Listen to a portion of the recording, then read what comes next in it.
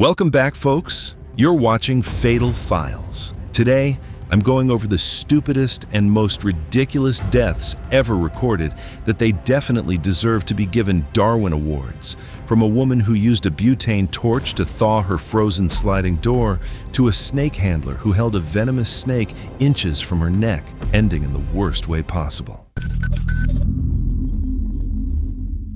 It was May 6, 2016, in Tampa, Florida. The morning was already warm, around 80 degrees, with heavy humidity and afternoon storms in the forecast. It was perfect weather for pressure washing, so cleaning crews had started work long before most people were awake. One of them was Elena Rosa Vargas. She was 41 years old, and just 8 months earlier, she'd walked away from a stable office job she'd held for 14 years. Friends thought she was out of her mind. She emptied most of her savings, bought a commercial pressure washer, wrapped her pickup with a company logo, and bet everything on a business she'd never run before. Then, something unexpected happened. A customer posted a before and after video of Elena stripping years of black algae off a neglected driveway. The clip spread across local social media, and within days, she had more calls than she could possibly handle. For the first time in years, she wasn't worrying about whether she'd have enough work. She was worrying about how to keep up with it. Elena took enormous pride in being reliable. She answered every message, showed up early whenever she could, and hated canceling jobs. After risking her savings to build the business, she refused to give anyone a reason to think she'd made a mistake leaving her old career. That Saturday, she had 3 jobs scheduled back-to-back before the afternoon storms arrived. While checking her equipment, she found her rotary turbo nozzle clogged with grit. Replacing it would take days, forcing her to cancel appointments, refund deposits, and risk losing the new customers she'd worked so hard to earn. She'd used the machine almost every day for months without any major problems, so she brushed the clog off as minor. A client later told investigators Elena had texted that morning, saying she'd clear it in a few seconds before heading over. So, she left the pressure washer running to keep the water moving. She held the wand tip against the driveway with one hand and tried to poke a sewing needle into the nozzle with the other. Personally, even thinking about doing that makes me nervous, but the blockage wouldn't budge. She pressed the needle in a little farther and gave the nozzle a slight turn, hoping to loosen whatever was stuck inside. She didn't realize the clog was the only thing keeping thousands of pounds of water pressure trapped behind it. The blockage suddenly broke free. Before Elena could pull her hand away, the fully pressurized stream blasted sideways through the loosened opening at the front of the nozzle instead of out in a controlled spray. The nozzle was still attached to the wand, and for that split second, the machine was operating at full pressure. The concentrated jet struck her leg from only a few inches away. She never had a chance to react. It hit the inside of her upper thigh, and this is where it gets really hard to wrap my head around. When you looked at it, it just looked like a tiny puncture, maybe the size of a pencil tip, but underneath, that water had jammed grit and tissue deep into her muscle, tearing it all up and rupturing a branch of the femoral artery. I can only imagine how confusing that must have been for her. Elena dropped the wand and grabbed her leg, pretty sure it was just a regular cut. It's terrifying how deceptive that looks, and it makes me realize how dangerous those machines really are. Within a minute, her jeans were soaked. She tried to make it toward the house to grab her phone, but she'd already lost too much blood. Her legs just gave out, and she collapsed on the very driveway she'd just finished cleaning. A neighbor later told investigators they had heard the pressure washer running continuously for several minutes, far longer than usual. Thinking something was wrong, they walked over and found Elena lying motionless beside the driveway, her hands still pressed against her injured leg. They immediately called emergency services. Paramedics arrived within minutes and rushed her to the hospital. But unfortunately, despite their efforts to stop the bleeding, she died shortly after arriving. The medical examiner confirmed she died from massive internal blood loss caused by the high-pressure injection. The tiny puncture wound concealed catastrophic internal damage. Investigators ruled the death an accident after determining she had cleared the clog while the pressure washer was still fully pressurized. It's just devastating. You work so hard to build a life, and then a split-second mechanical failure ends it all. Her family ended up canceling the rest of her jobs. Now, local safety instructors use her story to teach people that you have to shut off and depressurize your gear before you even think about clearing a clog. Even a tiny, contained-looking burst can be fatal. It's a brutal lesson, but it's one that really sticks with you. It was October 12, 2019, in Phoenix, Arizona. The weather was warm, and a busy shopping center was filled with people going from store to store. It looked like a normal weekend until one woman made a decision based on something she had read online instead of common sense. I always wonder how someone convinces themselves that an idea this unbelievable is actually going to work. Gwyneth Park was 34 years old and had previously worked as a delivery driver. She was impulsive, preferred shortcuts over hard work, and often believed she could outsmart situations that stopped other people. After spending hours reading internet posts, she convinced herself that covering her skin with orange juice would somehow prevent security cameras from identifying her. The posts had nothing to do with surveillance, but Gwyneth misunderstood them completely. Instead of questioning what she had read, she planned an entire robbery around that false belief. She bought a toy water pistol that closely resembled a real handgun, wrote a robbery demand on a piece of paper, and covered her face, hands, and neck with orange juice before leaving home. She chose one of the busiest shopping days because she believed the crowd would make her even harder to identify. In her mind, she wasn't gambling with the odds. She genuinely believed she had discovered a trick that everyone else had missed. Rather than spending a few minutes checking whether the claim was real, she trusted strangers on the internet more than basic logic. She never searched for a second opinion or looked for any evidence that the claim had actually worked for anyone. Instead, she kept reading posts that agreed with what she already wanted to believe, making her even more confident that the robbery would be quick and easy. That choice became the foundation for everything that followed. I think a lot of us have believed something we read online before checking if it was true. The difference is that most mistakes end with embarrassment, not an arrest. She walked into a jewelry store and passed directly beneath several security cameras without trying to hide her face. She handed an employee the robbery note while holding the toy pistol in plain view. The employee quietly activated a silent alarm while staying calm. Mall security followed Gwyneth through the live camera system and directed responding officers to her location. She was arrested only minutes later without resistance. Investigators later recovered the robbery note, the toy pistol, and surveillance footage, showing that she never attempted to conceal her identity beyond the orange juice she believed would protect her. The recordings also showed her moving through the mall calmly, suggesting she never realized her plan had already failed. After reviewing the footage, officers were able to account for nearly every step she had taken from the moment she entered the shopping center until her arrest. The following day, Gwyneth was taken to the courthouse for her initial appearance before a judge. While deputies were escorting her through a courthouse stairwell, she suddenly attempted to run toward a nearby public exit. Instead of taking the stairs one step at a time, she tried to clear several steps at once to move faster. Her shoe clipped the edge of a concrete step, causing her to lose her balance. She pitched forward, struck the staircase, and tumbled down several more steps before coming to rest on the landing below. This is the part that really gets me. She had already been caught, but she still believed another shortcut could erase the last one. Courthouse employees immediately called emergency services, while deputies began first aid. Paramedics transported Gwyneth to a nearby hospital, but she later died from injuries suffered in the fall. The medical examiner ruled that Gwyneth died from blunt force injuries sustained during the staircase fall. Surveillance footage from both the shopping center and the courthouse documented the robbery and the failed escape attempt. Investigators concluded that the fatal incident resulted entirely from her own actions. I keep thinking about how none of this came down to bad luck. Every decision she made was supposed to save her time, but each one only pushed her closer to a tragedy that never needed to happen.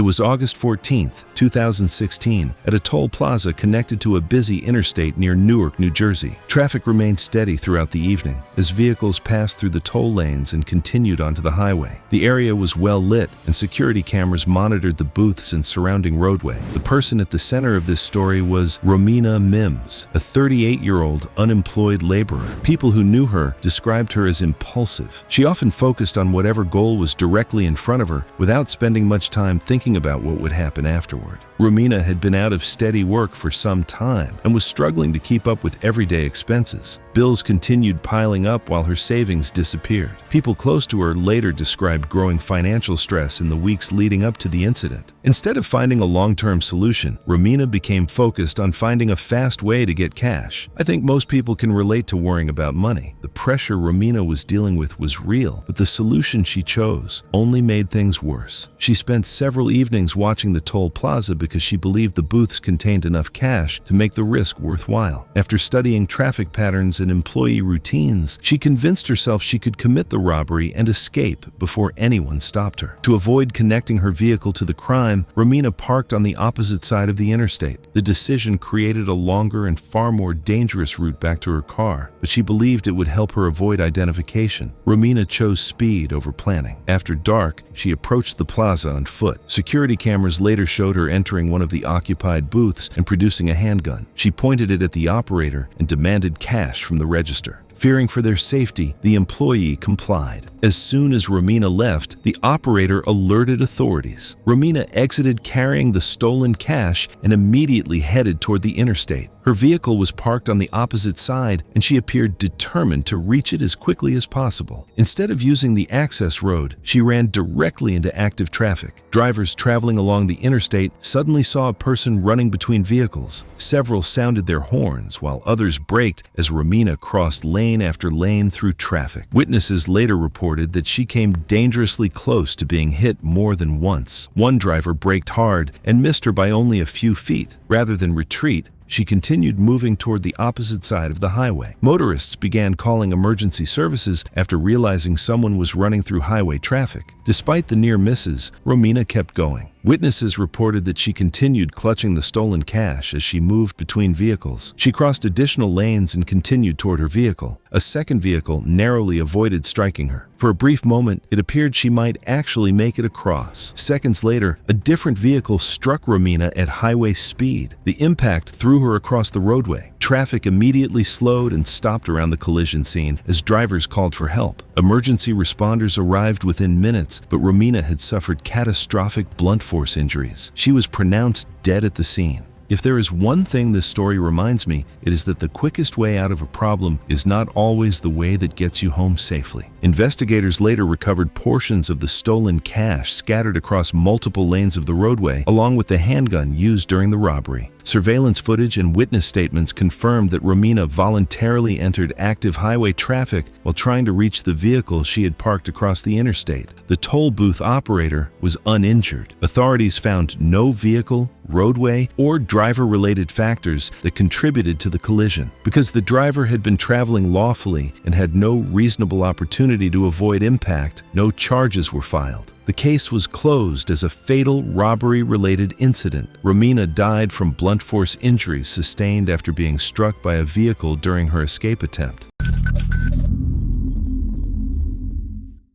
It was June 25, 2018, in Yosemite National Park, California. Summer crowds filled the trails as visitors moved between overlooks and picnic areas. Beyond the marked paths, steep slopes of loose rock covered the mountainside. Among those tourists was 36-year-old Brecken Cole. Now, Brecken worked as a software engineer out in Phoenix, Arizona. So, personally, I picture him as a guy who spent most of his week glued to a desk. He loved weekend hikes and outdoor trips, but most of his experience came from well-maintained desert trails, not rugged mountain terrain. His friends always described him as smart, dependable, and fiercely competitive. On this specific trip, Brecken and his wife were celebrating 10 years of marriage. A 10th anniversary is a massive milestone, and they had spent months planning this dream vacation. His wife used to tease him about his stubborn streak playfully. See, if something irritated Brecken, he had this habit of turning it into a personal challenge that he had to solve right then and there, even if it didn't matter at all. And I'll be honest, I think a lot of us can relate to having that kind of stubborn pride. As morning turned into noon, the couple stopped beside the trail for a quick snack break. Brecken set an open bag of trail mix down on a flat rock while he snapped some pictures of the scenery. Now, Yosemite Rangers warn you constantly not to leave food unattended because the squirrels there will straight up rob you. But personally, I think a lot of tourists completely underestimate just how bold and fearless these little animals actually are. Within seconds, a squirrel rushed over and started pulling food right out of the bag. A few nearby hikers laughed as the animal darted away with its prize. But for Brecken, the laughter made him feel exposed. He immediately chased after it. Other visitors told him it was no big deal and not worth worrying about, and his wife begged him to just leave it alone and get back on the trail. Instead, embarrassed by the attention and totally annoyed that a rodent had just punked him, Brecken followed the squirrel farther and farther away from the marked path. The animal disappeared among the rocks near a steep, unstable slope of loose stone. the ground got incredibly sketchy. Small stones shifted right beneath his shoes, and larger rocks wobbled under his weight, which would have terrified me. But he kept pushing toward the spot where he last saw the squirrel. Several yards onto the slope, Brecken stepped onto a bad section of loose rock. Witnesses later told investigators that they saw his right leg suddenly sink deep into the shifting stones. He tried to pull himself free and regain his balance, but that one movement triggered a terrifying chain reaction. The rocks began to slide, and his body twisted sideways as the slope beneath him completely collapsed. Brecken fell hard. Hikers watched in absolute horror as he tumbled down the steep slope, repeatedly striking exposed boulders. His head hit a massive rock first, followed by his chest and shoulder, with a wave of loose stones chasing him downhill. By the time he finally stopped, he had fallen dozens of feet and was lying completely motionless among the scattered rocks below. Emergency services were called immediately. Rangers and rescue crews arrived within minutes, but Brecken's injuries were catastrophic, and he was pronounced dead at the scene. The coroner determined that multiple blunt force injuries from the fall, including severe head and chest trauma, were not survivable. The death was ruled accidental. Park officials later used the case in safety briefings to remind visitors to stay on marked trails and avoid chasing wildlife. A brief moment of frustration led to a fatal decision on terrain he did not understand.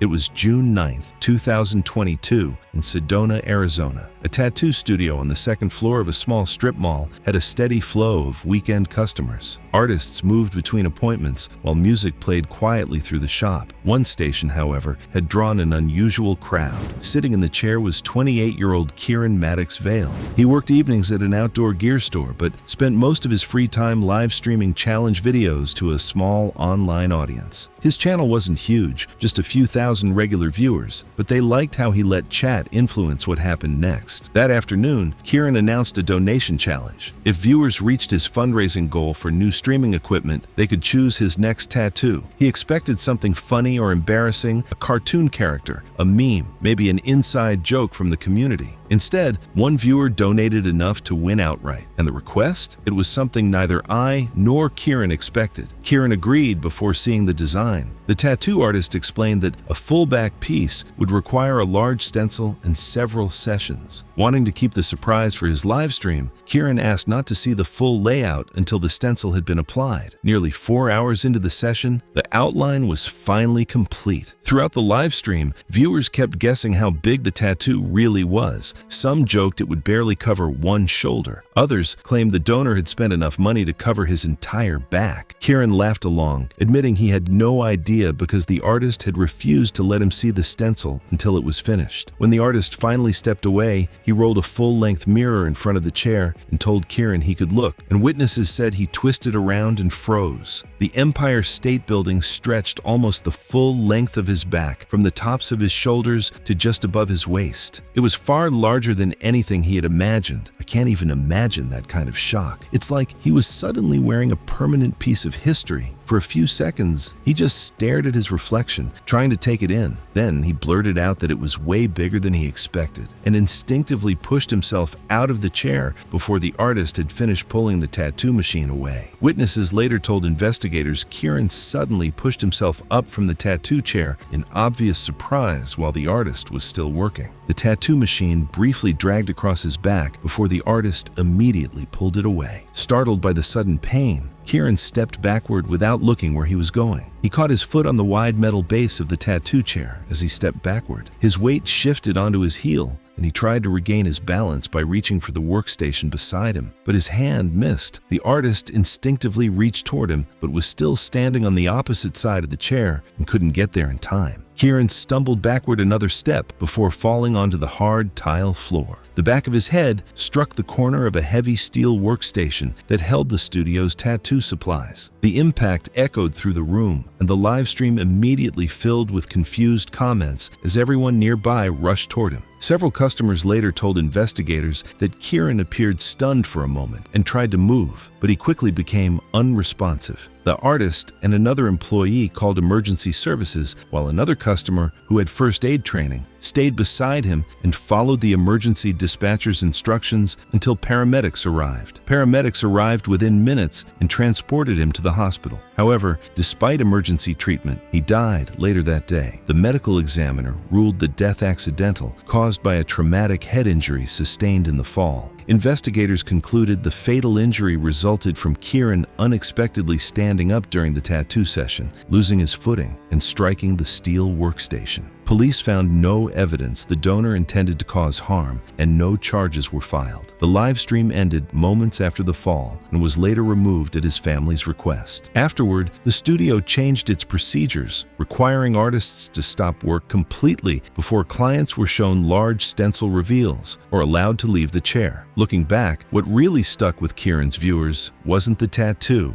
but the sheer whiplash of watching a lighthearted stream suddenly spiral into a disaster. It is a brutal reminder of just how thin that line is between internet entertainment and a genuine, real-time emergency. It was September 14th, 2017. Early fall had settled over Glacier National Park, Montana, and the backcountry cooled off quickly after sunset. For backpackers, that usually meant gathering around a camp stove to make dinner. Evan Larkin was 31 years old and tried to squeeze in a few backpacking trips every year whenever work allowed. He enjoyed planning routes almost as much as hiking them, and before every trip he spent time trimming unnecessary weight from his pack. This was a 3-day loop through the park with a longtime friend, and because they expected chilly evenings, Evan packed a liquid-fueled backpacking stove instead of a small canister stove. Liquid fuel stoves are popular with backpackers because they perform well in colder temperatures, but they require a little more attention than most people realize. Unlike small canister stoves, they need to cool completely before being refueled. I wouldn't be surprised if plenty of experienced backpackers have assumed they could get away with one quick refill. The first day passed without any problems. By the second evening, they had reached a designated campsite surrounded by pine trees beside a narrow creek several miles from the nearest trailhead. After pitching their tent, Evan unpacked the stove while his friend prepared the food. They had covered plenty of miles that day, and both were looking forward to eating before the temperature dropped any further. A few minutes into cooking, the flame began sputtering before going out completely. Evan picked up the fuel bottle and realized he had packed only enough for what he thought the trip would require. He had simply misjudged how much they would use. There wasn't enough left to finish dinner. His friend suggested waiting several minutes before refilling the stove, or even settling for the food they already had. Evan looked at the half-cooked meal sitting in the pot and decided waiting wasn't worth it. He figured that if he poured carefully, he could refill the stove without any trouble. The campsite was quiet, except for the steady sound of water flowing through the creek. Evan shut the stove off, loosened the fuel cap, and tipped the white gas bottle over the fuel reservoir. As fresh fuel entered the stove, invisible vapors drifted across the still hot burner. They ignited almost immediately. A bright flash erupted around the stove before either camper had time to react. Evan instinctively jerked backward, dropping the fuel bottle onto the ground. More fuel splashed across the dirt and ignited as soon as it spread. Flames raced around his boots before climbing onto his clothing. He tried pulling his burning shirt over his head while stumbling away from the stove, but the fire spread faster than he could get it off. His friend grabbed a nearby pot of water and threw it toward the flames, but the burning fuel continued spreading across the ground. Realizing it wasn't working, he immediately began shoveling dirt over the fire before wrapping Evan in a sleeping bag to smother the flames still burning on his clothing. By the time the fire was finally out, Evan had suffered extensive burns across his arms, chest, neck, and face. I think this is one of those situations where a few extra minutes feels like forever when you're cold and hungry. Looking back afterward, those same few minutes would have been nothing. There was no cell service anywhere near the campsite. Evan's friend activated the satellite emergency communicator they carried for emergencies and transmitted their location. Because they were deep in the backcountry, rescuers needed several hours to reach the campsite on foot with medical equipment. Evan was stabilized before being flown out once weather conditions allowed. Evan died several days later from complications related to extensive thermal burns. Investigators recovered the damaged stove, the partial partially melted fuel bottle and the remaining camping equipment from the campsite. Their examination found no mechanical defect or equipment failure. The evidence showed the stove had been refueled while it was still hot, igniting the white gas vapors almost instantly. His death was ruled accidental. This is one of those stories that's probably going to pop into my head the next time I'm tempted to rush something at camp. It was August 14, 2017 in Los Angeles, California. Just after 1 a.m., Interstate 110 narrowed through a maze of concrete barriers, temporary lane markings, and unfinished overpass sections near downtown. Orange construction lights reflected across fresh asphalt, while traffic moved unevenly between closed lanes, faded paint lines, and sudden shifts in the roadway. Dylan Mercado was a 27-year-old graphic designer from Glendale with big dreams of making it as a content creator. To his almost 5,000 followers, he was the guy who made prank videos. To his friends, he was someone a bit obsessed with the internet, constantly checking his metrics, waiting for the one viral clip or sponsorship deal that would finally launch his career. His absolute obsession was a used Tesla Model S, a car he painstakingly bought given how tight his finances were. Online, Dylan knew just enough tech jargon to sound like an expert to his followers, but he didn't actually respect what the car could and couldn't do. Yes, lane assist is fine for keeping you centered on a normal, clear highway, but it was never built to handle a completely drunk driver, which is exactly what Dylan was that night. That night, it all started at a rooftop party in downtown LA with some other small-time creators. People there said Dylan spent hours drinking tequila while bragging about a freeway stunt he was convinced would finally make him go viral. Someone actually warned him that the construction layout on the 1 to 10 had just changed, but he wasn't listening. Around 1:10 a.m., Dylan piled into the car with two friends who were filming from the back seat. The roads were pretty empty, but that construction zone was a mess of barriers, cones, and sudden temporary lane shifts near an unfinished overpass. Once the Tesla hit about 80 miles per hour, Dylan turned on the lane assist and adaptive cruise control. Then, he reached into the back and grabbed a strip of matte black vinyl wrap. His plan was just incredibly stupid. He wanted to block his own view of the road, but leave the top part of the windshield open so the Tesla's cameras could still see the lane lines. The whole time, Dylan kept bragging that the car would basically drive itself for a few seconds anyway. Later on, Highway Patrol put together exactly what happened using the car's data, traffic cameras, and the phone footage they recovered. The moment he stretched the vinyl across the lower half of the windshield, most of Dylan's direct view of the road disappeared below the camera line. At first, the Tesla stayed centered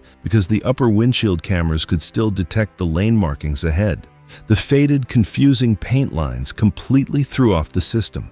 Instead of turning, the Tesla slowly drifted right and slammed straight into a water-filled barrier at full freeway speed. The impact completely tore the barrier open, launching the car onto an angled divider hard enough to destroy the undercarriage of the vehicle. From there, the car smashed through temporary fencing and flew right off the edge of the unfinished ramp. Construction workers below heard the horrific sound of scraping metal just before the car dropped about 25 feet, landing hard on exposed rebar and concrete. The entire front end of the Tesla folded inward, crushing Dylan into the steering wheel and dashboard as the roof caved in. Inside, both passengers in the back were thrown forward violently. One survived with spinal fractures and broken ribs. The other had been leaning between the front seats to get a better angle for the video. He hit the side window, was partially thrown from the car, and died at the scene from massive chest injuries. A worker called 911, and firefighters got there in about 8 minutes.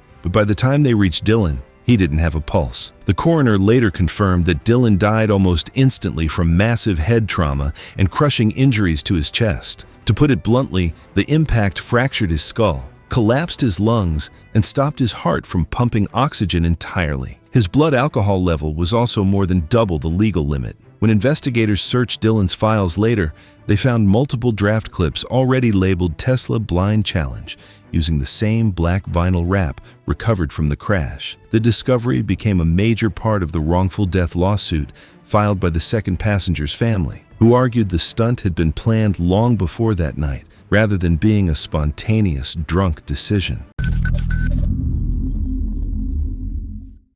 It was July 19, 2014, in Sacramento, California. Evening temperatures still hovered around 90 degrees as lawn sprinklers soaked neighborhood backyards, leaving the ground wet. Julian Jones Varquez was 34 and had spent more than a decade in construction. Confidence was kind of his thing. He hated paying someone else to do a job he thought he could handle, even when people warned him he was cutting corners. Friends joked that asking for help was the one thing Julian simply refused to do. His divorce the year before only seemed to make that streak worse. He bought a modest fixer-upper and threw himself into rebuilding the backyard from scratch, determined to prove he was doing just fine on his own. Every new fence post, patio stone, and light fixture became part of that mission. That night's barbecue was the first time he'd invited everyone over to show off the finished yard. But while hanging the last string of lights, he realized it came up a couple of feet short. Most people would have called it a night and picked up another extension cord the next day. Julian wasn't most people. After spending a year proving he could do everything himself, there was no way he was leaving the job unfinished over a missing few feet. Julian knew twisting bare wires together and wrapping them with Scotch tape wasn't the proper way to extend a cord. He even had proper wire connectors somewhere in the garage, but with guests arriving any minute, he convinced himself a temporary fix would hold for one evening. When you're trying to finish one last task before people arrive, a few extra minutes can feel a lot longer than they actually are. He cut the ends off two old extension cords, twisted the copper wires together, wrapped them with Scotch tape, plugged everything in, and watched the lights come on. And at first, it was. The music was playing, the lights were glowing, and everything looked great. Then, just minutes before his guests showed up, he noticed a section of those lights was sagging right over the kids' inflatable pool. He paused for a moment. The grass below was wet from the sprinklers, and he knew the homemade splice was lying somewhere beneath it. Instead of unplugging the lights first, he decided he'd be careful and fix it while everything stayed powered. It would only take a few seconds. Still barefoot, he walked over and stepped into the shallow water to reach the sagging strand. However, when he pulled on the lights, that tension traveled straight to the taped splice hidden in the wet grass. The tape shifted, exposing the bare copper underneath. As Julian reached down to steady the cord, his hand made contact with the exposed wire. The current went straight through him, from his hand, across his chest, down his legs, and into the water. People who were there said he froze in place. His muscles locked so tightly he couldn't let go, and he remained standing for several terrifying seconds before collapsing backward against the pool. A friend rushed over but recoiled the instant he touched Julian and felt the shock. Someone else finally ran to the garage and shut off the breaker. They pulled him free and started CPR until paramedics arrived. The electrical current had already done catastrophic damage. He died at the hospital a short time later. The autopsy showed the electricity had passed through his chest and disrupted the normal electrical signals controlling his heart, sending it into ventricular fibrillation, a rhythm that prevents the heart from pumping blood. Investigators also noted the homemade splice had no waterproof connectors, no electrical box, and no insulation beyond household Scotch tape. Combined with wet grass, standing water, and an older outdoor circuit that wasn't protected by a GFCI breaker, the setup became deadly the moment the exposed wire was touched. The barbecue never happened. In the weeks that followed, Julian's family tore out the homemade wiring and replaced it with properly installed electrical lines. They eventually finished the backyard the way he had wanted, but nobody ever held the celebration he had spent a year planning. For them, the yard became a reminder that Julian's biggest mistake wasn't trying to fix something himself. It was believing the rules didn't apply to him.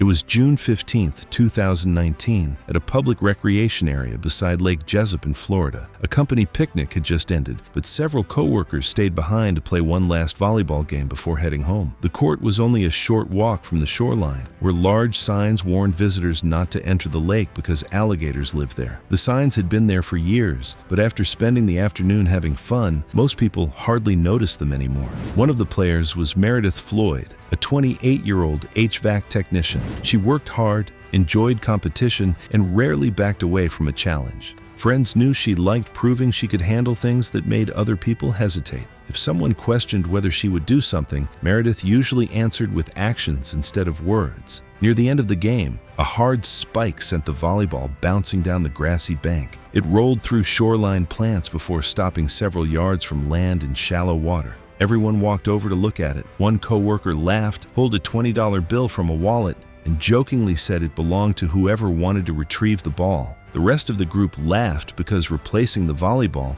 would have been far easier than stepping into a lake known for alligators. Meredith smiled and headed toward the shoreline. A few friends reminded her about the warning signs. Someone suggested finding a long branch. Another offered to ask a park employee for help. Meredith waved off every suggestion and kept walking. It's surprising how fast a joke turned into a challenge Meredith felt she had to win. She stepped around the safety railing and climbed onto the muddy bank. From the edge, she stretched as far as she could, but the volleyball stayed just beyond her reach. Instead of trying another solution, she slipped off her shoes and stepped into the water. Nothing happened. She took another careful step. Still nothing. After several more steps, the lake remained quiet. Seeing no danger, Meredith appeared to believe the warnings had been exaggerated. She continued toward the volleyball with growing confidence. Several anglers fishing nearby noticed her almost immediately. They began waving both arms and shouting for her to come back. Witnesses later said Meredith looked in their direction but did not stop. She stayed focused on the volleyball floating just ahead. As Meredith leaned forward to grab it, an alligator hidden beneath the surface suddenly attacked. Friends immediately called emergency services while everyone else backed away from the shoreline. Nobody entered the lake because they understood that doing so could place another person in danger. Deputies and medical crews arrived first and secured the area. Wildlife officers followed shortly afterward to manage the alligator hazard, while rescue efforts continued. Investigators later documented the section of shoreline where the volleyball had become trapped before Meredith entered the water. Those warning signs were only a few steps away, and somehow they still weren't enough. Meredith was recovered from the lake, but despite the rapid emergency response, she died from the severe injuries caused by the attack. The $20 didn't matter. Meredith was trying to prove a point, and that point ended up costing her life. The medical examiner ruled Meredith's cause of death as multiple traumatic injuries resulting from the alligator attack. Investigators confirmed through witness statements that Meredith voluntarily entered known alligator habitat to retrieve an inexpensive volleyball, despite repeated warnings from friends and nearby anglers. Friends later explained that the $20 offer had only been a joke and that no one expected her to accept it. After the incident, park managers temporarily restricted access to the shoreline, while wildlife officials reminded visitors never to enter alligator habitat to recover property. Investigators concluded that ignoring posted warnings led to a completely preventable tragedy.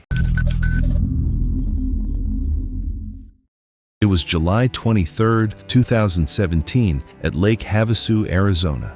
People had gathered along the shoreline to enjoy the warm weather when an unusual challenge began drawing attention. The person at the center of it was Amethyst Hoyle, a 27-year-old seasonal recreation worker. Amethyst loved outdoor activities and had a reputation for creating unusual homemade projects. She especially enjoyed proving people wrong when they doubted her ideas. In the past, she had built several homemade floating devices and tested them near shore. Some worked better than others, but they had given her confidence in her ability to improvise. During the gathering, Amethyst announced that she planned to cross a stretch of open water using a raft she had built entirely from plastic coolers. The raft consisted of several coolers tied together with ropes and straps. The challenge was intended as a solo crossing. A few friends immediately questioned whether the design could handle waves once it got farther from shore. The disagreement quickly drew attention. More people gathered along the shoreline to watch the attempt. The more people doubted her, the more determined she seemed to become. Friends suggested wearing a life jacket during the crossing. Amethyst refused. She believed wearing one would undermine the demonstration because she wanted people to see that she trusted the raft completely. I have definitely had moments where somebody doubted me and I wanted to prove them wrong. The difference is that most of those moments did not involve open water and a homemade raft. By late morning, dozens of people were watching from the shoreline. Wind was creating moderate waves across the lake, but Amethyst remained committed to the plan. Shortly before noon, she launched the raft. At first, everything appeared to be working. The coolers floated well, and the raft moved steadily away from shore as Amethyst increased the distance between herself and the beach. The thing about making a public challenge is that turning back gets harder once people are watching. Every foot she traveled away from shore probably felt like proof that the raft was working. As she moved farther into open water and well away from the shoreline, the conditions became more challenging. Waves repeatedly washed across the platform. The water shifted the raft's balance and placed stress on the ropes and straps holding everything together. Witnesses later reported seeing one of the coolers break away from the structure. That was the beginning of the failure. Witnesses reported that Amethyst continued trying to stabilize the raft after the first section detached. As the raft continued through the waves, additional connections started coming apart. The coolers themselves remained afloat, but the structure that kept them together was slowly disappearing. The platform twisted and became unstable beneath her feet. Then the raft rolled sharply to one side. Amethyst lost her footing and fell into the lake. By the time the raft failed, she had already traveled a significant distance from both shore and nearby boats. Boaters immediately noticed the emergency and began moving toward her location. In the water, Amethyst attempted to hold on to the separated coolers as they drifted apart. Wind and waves pushed the floating pieces apart, forcing her to move from one section to another. Witnesses observed her repeatedly losing contact with individual coolers as the waves separated her from them. None of the floating sections provided a stable platform large enough for her to climb onto and rest. Witnesses observed her becoming increasingly exhausted as she tried to stay with the drifting flotation pieces. As rescuers closed the distance, she eventually lost contact with the coolers altogether. Moments later, she disappeared beneath the surface. Emergency responders launched a search operation, and divers later located Amethyst underwater not far from the remains of the failed raft. Investigators recovered the separated coolers along with the ropes and straps that had connected them. Witness statements consistently described the raft gradually coming apart as it encountered waves farther from shore. The investigation found no evidence of foul play or medical emergency. Authorities concluded that the homemade raft was not suitable for crossing open water under those conditions. The death was ruled accidental drowning. It was September 18, 2022, in Yellowstone National Park, Wyoming. Visitors lined the roads watching wildlife in the open meadows, while rangers reminded them to keep a safe distance from the animals. Right in the middle of all those tourists was 40-year-old Caspian Moores. Caspian worked in real estate down in Colorado and had recently gotten really into travel photography. He wasn't some famous influencer, but he loved sharing his trips on social media. But over time, and I think a lot of us are guilty of this, he became hyper-focused on capturing that one image, the kind of shot that would stand out from the thousands of identical vacation photos people scroll past every single day. For his milestone 40th birthday, Caspian and his wife Melissa finally took that big Yellowstone trip they've been talking about for years. His friends always described him as outgoing, super competitive, and incredibly determined. To be honest, he was the type of guy who always pushed himself just a little bit further than he probably should have. This vacation was supposed to celebrate a big moment in his life. And me, personally, I get why he wanted something special.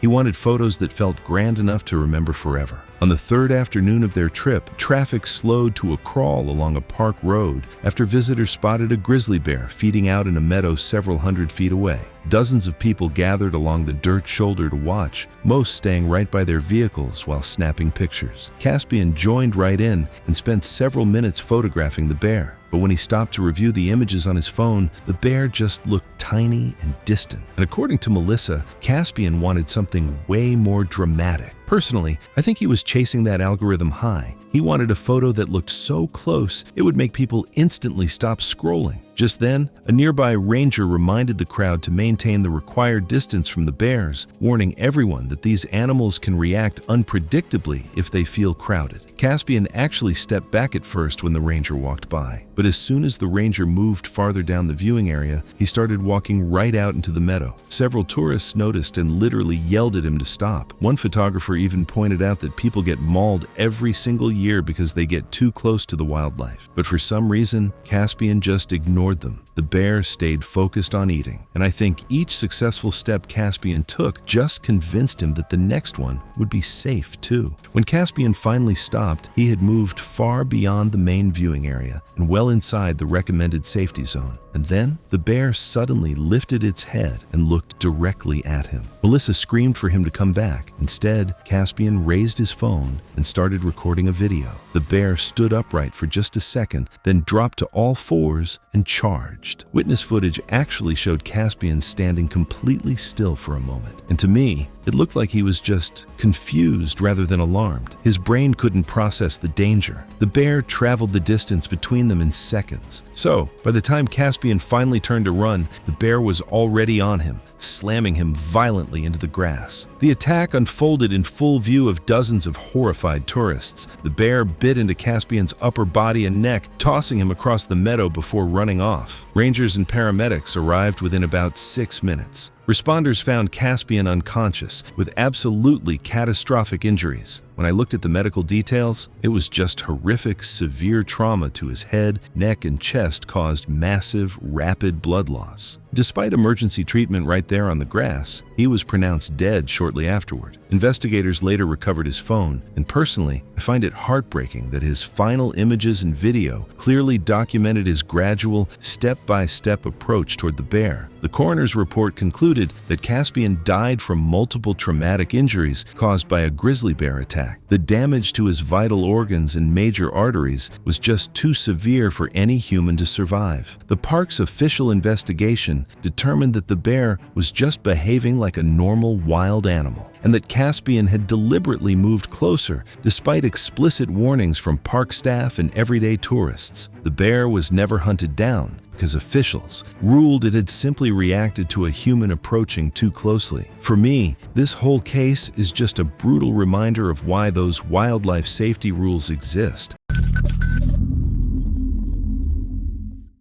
It was February 8, 2020, in Akron, Ohio. Snow from earlier in the week had melted into slush along the streets, and the apartment building was quiet that evening. Inside one unit, a laptop was set up on a kitchen counter facing a stool. That man was Dennis Marcus Achebe, or everyone called him Denny. 26, a warehouse worker who spent his evenings streaming casual eating videos to about 150 regulars. He wasn't chasing fame. He liked making people laugh, and the small tip jar helped cover rent some months. His humor was quick and self-deprecating, and his audience felt more like a group chat than a fan base. It is easy to forget that behind every username is a person with bills to pay, anxieties to manage, and a quiet hope that someone out there is listening. Years earlier, shrimp had given him hives, nothing worse. He had joked about it once on stream, saying he would die if anyone made him eat shrimp, and everyone laughed and moved on. He figured the reaction was a childhood thing, mild and long gone. We often treat our own health history with a dangerous kind of carelessness, assuming that past warnings no longer apply to our present. That night, bills were overdue, and Denny opened a stream called Chat Picks Dinner. Whatever dish got the most donations, he would order and eat it live. He expected wings or gas station junk food. Instead, a cluster of regulars, remembering his old joke, all chipped in for the same spicy shrimp platter as a bit. The total climbed past what he would need for groceries and half his rent. The internet has a way of turning a person's vulnerabilities into a game, often without anyone realizing that the stakes have become dangerously real. He stared at the number for a long moment. Refunding it meant losing the money. He told Chat he would just try one piece, said the worst case was that he would get itchy, and convinced himself he probably outgrew it anyway. The food arrived 30 minutes later, steam still rising off the shrimp. 2 minutes into eating, he rubbed his mouth, said his lips felt tingly, and blamed the spice. A few minutes after that, he was clearing his throat between bites, laughing that the seasoning was stronger than advertised. By minute 6, his eyes had started to puff, his neck reddening, and his voice dropped into a scratchy half-whisper he tried to play off as part of the joke. Watching someone struggle while they're still trying to maintain the performance is a uniquely painful kind of theater. Some viewers were asking if he was all right, but most people just spammed laughing emojis, telling him to stay in character and keep the show going. The actual warnings got lost in the chat immediately. About 8 minutes in, he couldn't even finish a sentence. He was just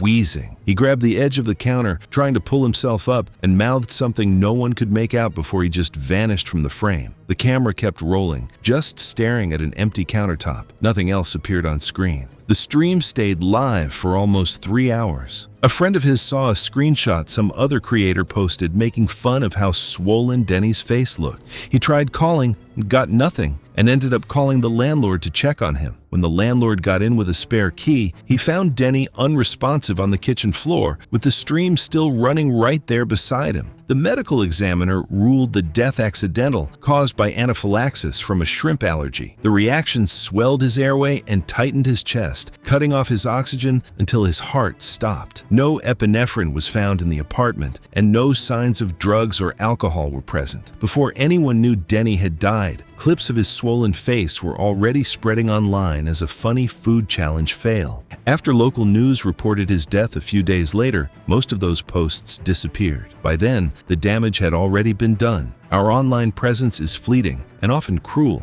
but the void left by a life cut short is permanent.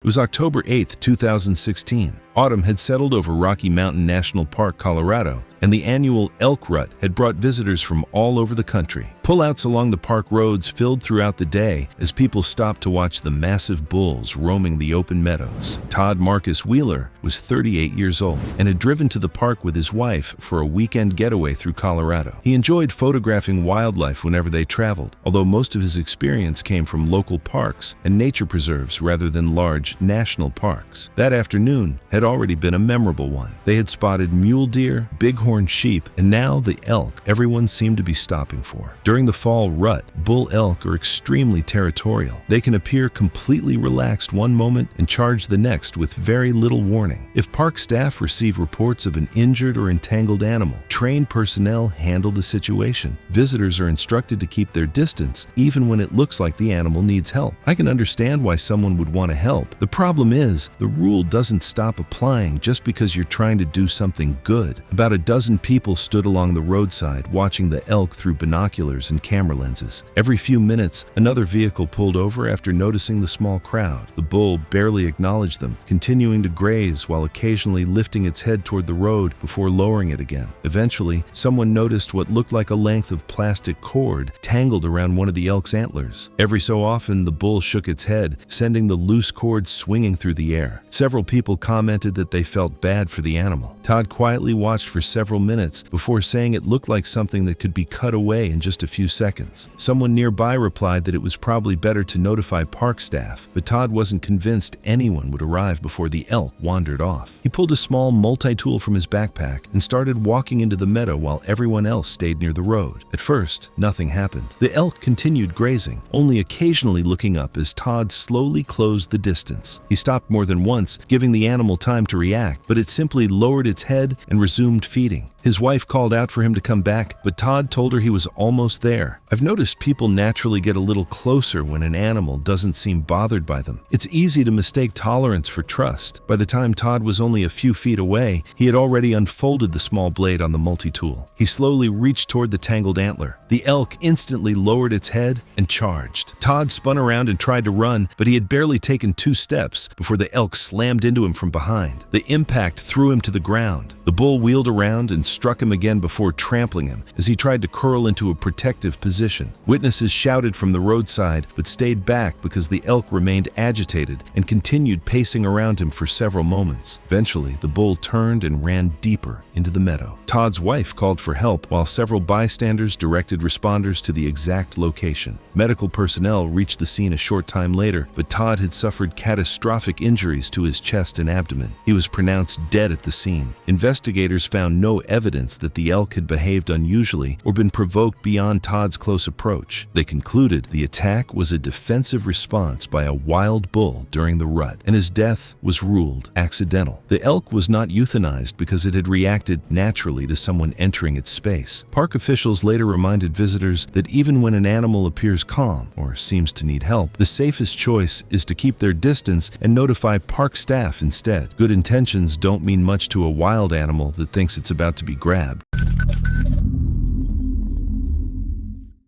It was December 9th, 2016, and Quezon City still felt wide awake long after midnight. Rainwater mixed with oil across the roads near Balintawak, while buses, jeepneys, and fuel trucks pushed through wet intersections beneath blurry brake lights and flickering storefront signs. The air smelled like diesel, cigarette smoke, and rain-soaked concrete. For 31-year-old Marvin Dela Cruz, nights like this were just another shift. He worked as a BPO supervisor in Ortigas and had spent years driving home through that chaotic traffic after working the graveyard shift. His coworkers said Marvin treated driving almost like a sport. He'd always brag about memorizing side streets, traffic signal timings, and shortcuts that saved him a few minutes. But the scary thing about guys like Marvin is that once they start drinking, that confidence instantly turns into pure arrogance. That Friday was the company Christmas party at a karaoke bar along Timog Avenue. Security footage later showed Marvin carrying bottles between rooms for hours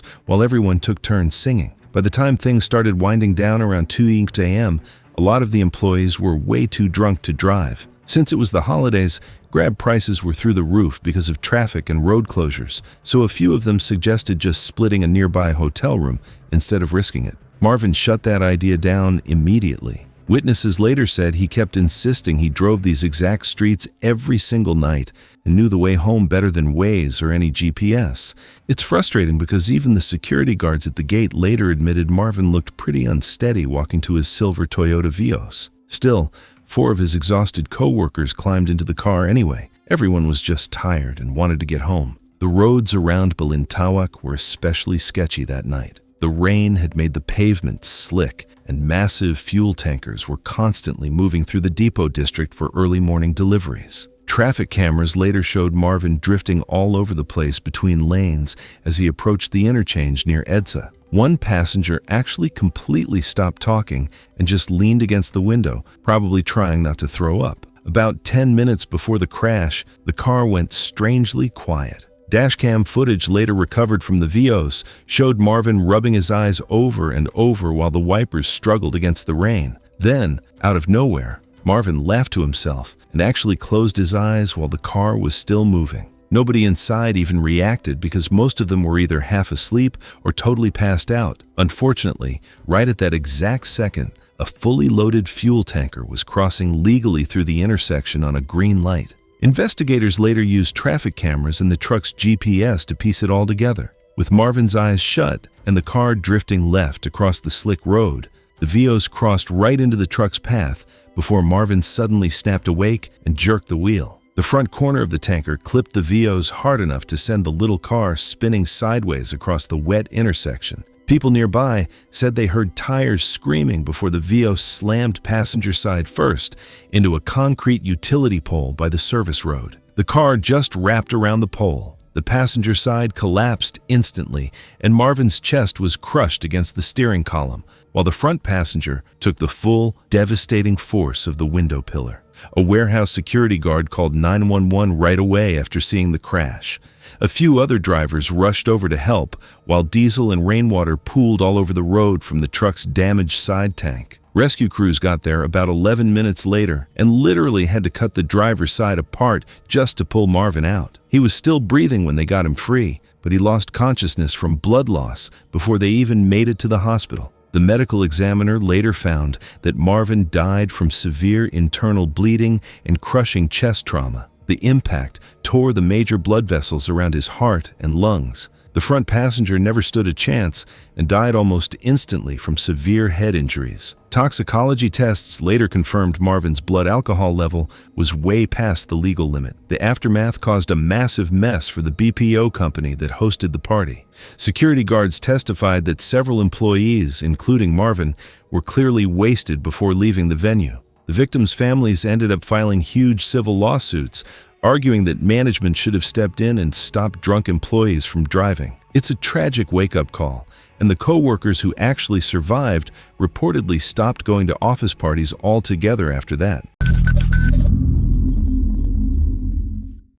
It was September 22nd, 2017, in Dayton, Ohio. Overnight rain had cleared, leaving a cool morning in the low 70s. Dave Leonard's garage was packed with old tools, cardboard boxes, newspapers, and projects waiting to be repaired instead of replaced. 52-year-old Dave had spent 30 years as a maintenance technician at a nearby auto parts plant. Around the neighborhood, he was the guy everyone called when something broke, and after decades of fixing things, he had developed a quiet confidence that sometimes crossed into stubbornness stubbornness. Dave hated throwing anything away. If a manufacturer said something couldn't be repaired, he took it as a personal challenge. Friends joked that he trusted his own experience more than warning labels. And honestly, most of the time, that confidence seemed earned. That mindset had filled one corner of his garage with old cordless tool batteries, laptop batteries, and vacuum packs he was certain still had some life left in them. Over the years, he'd built up this massive pile of old lithium-ion batteries in that corner, stuff he'd pulled from old drills, laptops, and vacuums. He kept telling himself he'd eventually rebuild them into usable battery packs instead of paying for replacements. Recycling them felt like admitting defeat, and buying new ones felt like wasting perfectly good parts. So, that Friday, he finally decided it was time to sort through the pile and salvage whatever he thought could still be saved. This is the part that really gets me. Dave didn't think he was doing anything reckless. He'd watched a few online repair videos, skimmed a couple of forum posts, and convinced himself he understood lithium batteries well enough to handle them. That's the problem with a little knowledge. Sometimes, it gives you just enough confidence to ignore the people who actually know what they're talking about. He dragged the box of swollen batteries onto his workbench, planning to separate the good cells from the bad ones. The bench itself was buried under cardboard, newspapers, and oily rags, but Dave had worked around clutter for years and didn't see it as a problem. He grabbed the first swollen pack, held it against the wood, and jammed a screwdriver into the casing, believing releasing the pressure would make it safe to take apart. For a split second, nothing happened, and I can almost feel the tension in the room right then. Then it hissed. That punctured cell started venting hot gas, and it caught fire instantly, spitting flames across the bench. Dave panicked naturally and dropped the burning pack right into that pile of newspapers. The fire spread to the cardboard, and then, as I'm sure you've guessed, it started heating up all the other damaged batteries in the stack. It turned into a total chain reaction. One after another, those packs went into thermal runaway, popping and spraying burning chemicals everywhere. Within seconds, thick black smoke filled the ceiling and started pouring down toward the floor. Dave grabbed his fire extinguisher from the back wall, but it was already too late. By the time he got it, he couldn't even see his own hands in the smoke, and that, to me, is just pure nightmare fuel. He started coughing, desperately stumbling toward the side door, but he tripped over some storage boxes. He went down just a few feet from the exit, and he simply couldn't get back up before the smoke overcame him. A neighbor out walking her dog heard the popping sounds, saw the smoke, and called 911 at 9:14 a.m. Firefighters were there in 6 minutes. They put it out fast, but Dave was already gone, and it's just heartbreaking to think how close he was to making it out. The coroner later said he died from inhaling the smoke and carbon monoxide. It's truly hard for me to even think about, but the burns in his airway meant he was alive and breathing while the fire was spreading. The smoke, not the flames, is what did it, which feels even more cruel to me. Investigators later found several battery packs neatly lined up on the workbench, each marked with masking tape that read, "Good and test." Dave hadn't been cleaning the garage because he had finally given up on them. He genuinely believed he was rescuing valuable parts that everyone else would have thrown away. That is the absolute worst part. You spend all that time building a future for someone you love, and then something so preventable stops it all in its tracks. It just breaks my heart. The fire department eventually used his story in community talks, just begging people, please, never puncture or crush a lithium-ion battery. Don't try to be a hero with this stuff. Just take them to a certified recycling spot. It's not worth the risk. If you take anything away from this, please, just listen to the professionals. Those batteries are essentially small bombs when they're damaged. Just get rid of them the right way. It's really not worth losing your life over a few old drills.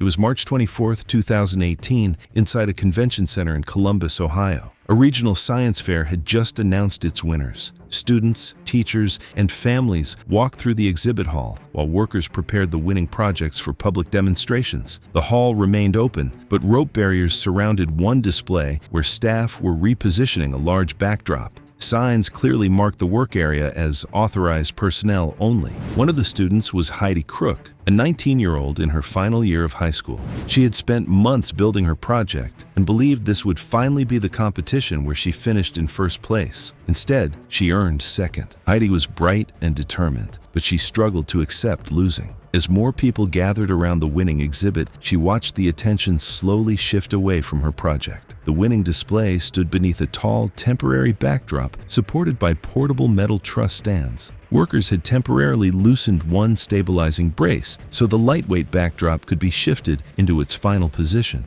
Until it was fully secured again, the structure remained stable only if left undisturbed, which was why visitors were being kept behind the rope barrier. Heidi stayed near the display, watching volunteers prepare for the presentation. The winners had not even begun speaking yet, but she had already decided she wanted to delay their big moment. She knew she could not change the judge's decision, but she believed she could at least spoil the celebration that everyone had come to watch. When several volunteers turned to help direct the growing crowd, she slipped beneath the barrier and walked into the restricted area. A volunteer immediately called for her to come back, believing she had crossed by mistake. Heidi ignored the warning and walked straight to the temporary support brace. Instead of touching the project, she grabbed the temporary support brace and gave it a firm shove, hoping the backdrop would shift enough to interrupt the presentation. What surprised me wasn't that Heidi was disappointed. It was that delaying someone else's success became more important than appreciating what she had already achieved. The first tug made the backdrop sway. The second caused one side to lean. Volunteers quickly moved visitors back, while workers rushed toward the display. By then, it was obvious the backdrop was unstable. The nearest workers were only a few yards away, waving for Heidi to step back. Instead, she yanked the support once more. Witnesses later said that final pull shifted the loosened support farther than intended. Without it holding the backdrop steady, the structure tipped toward the restricted area. Heidi tried to move away, but the metal frame fell before she could escape. The demonstration was canceled immediately. Staff called emergency services while deputies, medical crews, and rescue workers secured the area and reached Heidi beneath the collapsed structure. By then, the frame had already started leaning and people were rushing toward her.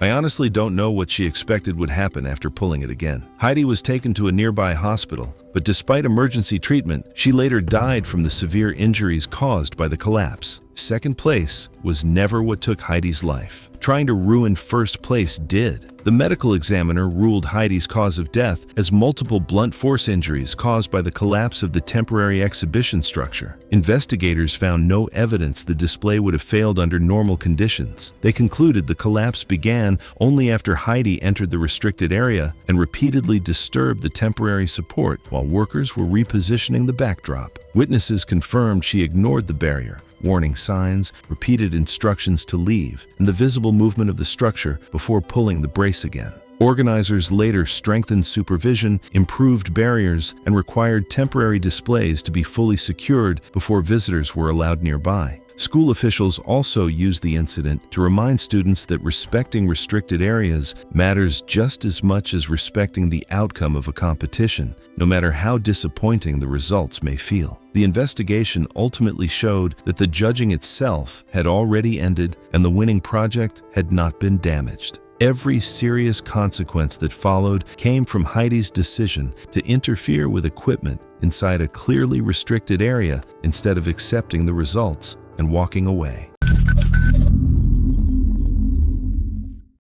It was October 17, 2018, at a construction site on the outskirts of Houston, Texas. Although workers had left for the evening, parts of the site's electrical system remained energized behind warning signs and protective fencing. The man at the center of this story was Ian Knowles, a 34-year-old scrap metal scavenger and occasional day laborer. Ian was known for searching construction sites after hours looking for materials he could sell. Copper was usually his main target because it could bring in quick cash. According to people who knew him, he often bragged that construction security was easy to get around. A short time before the incident, another scrap collector told Ian about thick copper conductors visible from outside the fencing. The conductors were part of the site's electrical system and looked valuable enough to attract attention. With copper prices increasing, Ian saw an opportunity to make money. After sunset, he arrived carrying gloves, wire cutters, and a backpack. Rather than leave when he saw the warning signs, he walked around the perimeter looking for a way inside. Eventually, he climbed over the fence. Residents living in nearby apartment buildings later reported seeing a man moving through the illuminated construction site. Ian appeared to be heading directly toward a section containing electrical equipment. From outside an inner enclosure, he could already see the copper conductors he had come to collect. I can understand why the copper caught his attention. When money is tight, an easy score can look a lot more tempting than it should. To reach the conductors, Ian crossed a second barrier installed around energized equipment. The extra fencing existed insisted to keep unauthorized people away from dangerous components, but he climbed over it anyway. Once inside, he positioned himself beside the installation and began trying to remove one of the conductors. The copper was firmly bonded to the system and could not be pulled free by hand.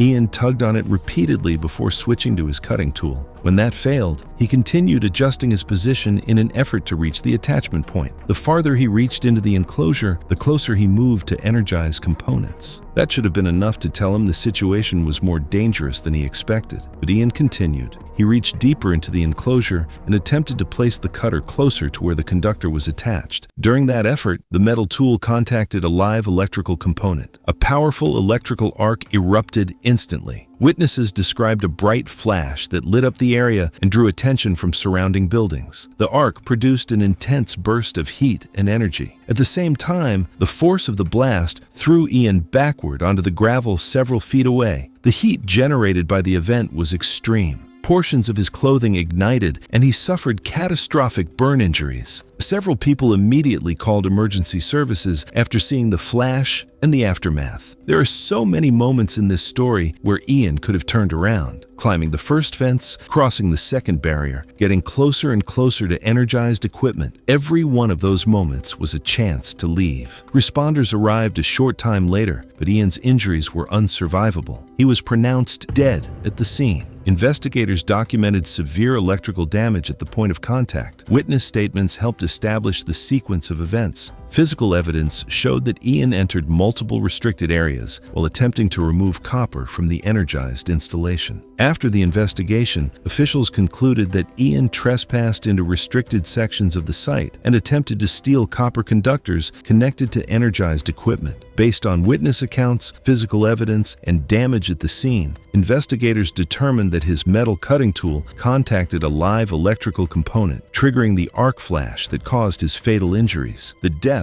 was ruled an accidental electrocution during an attempted theft.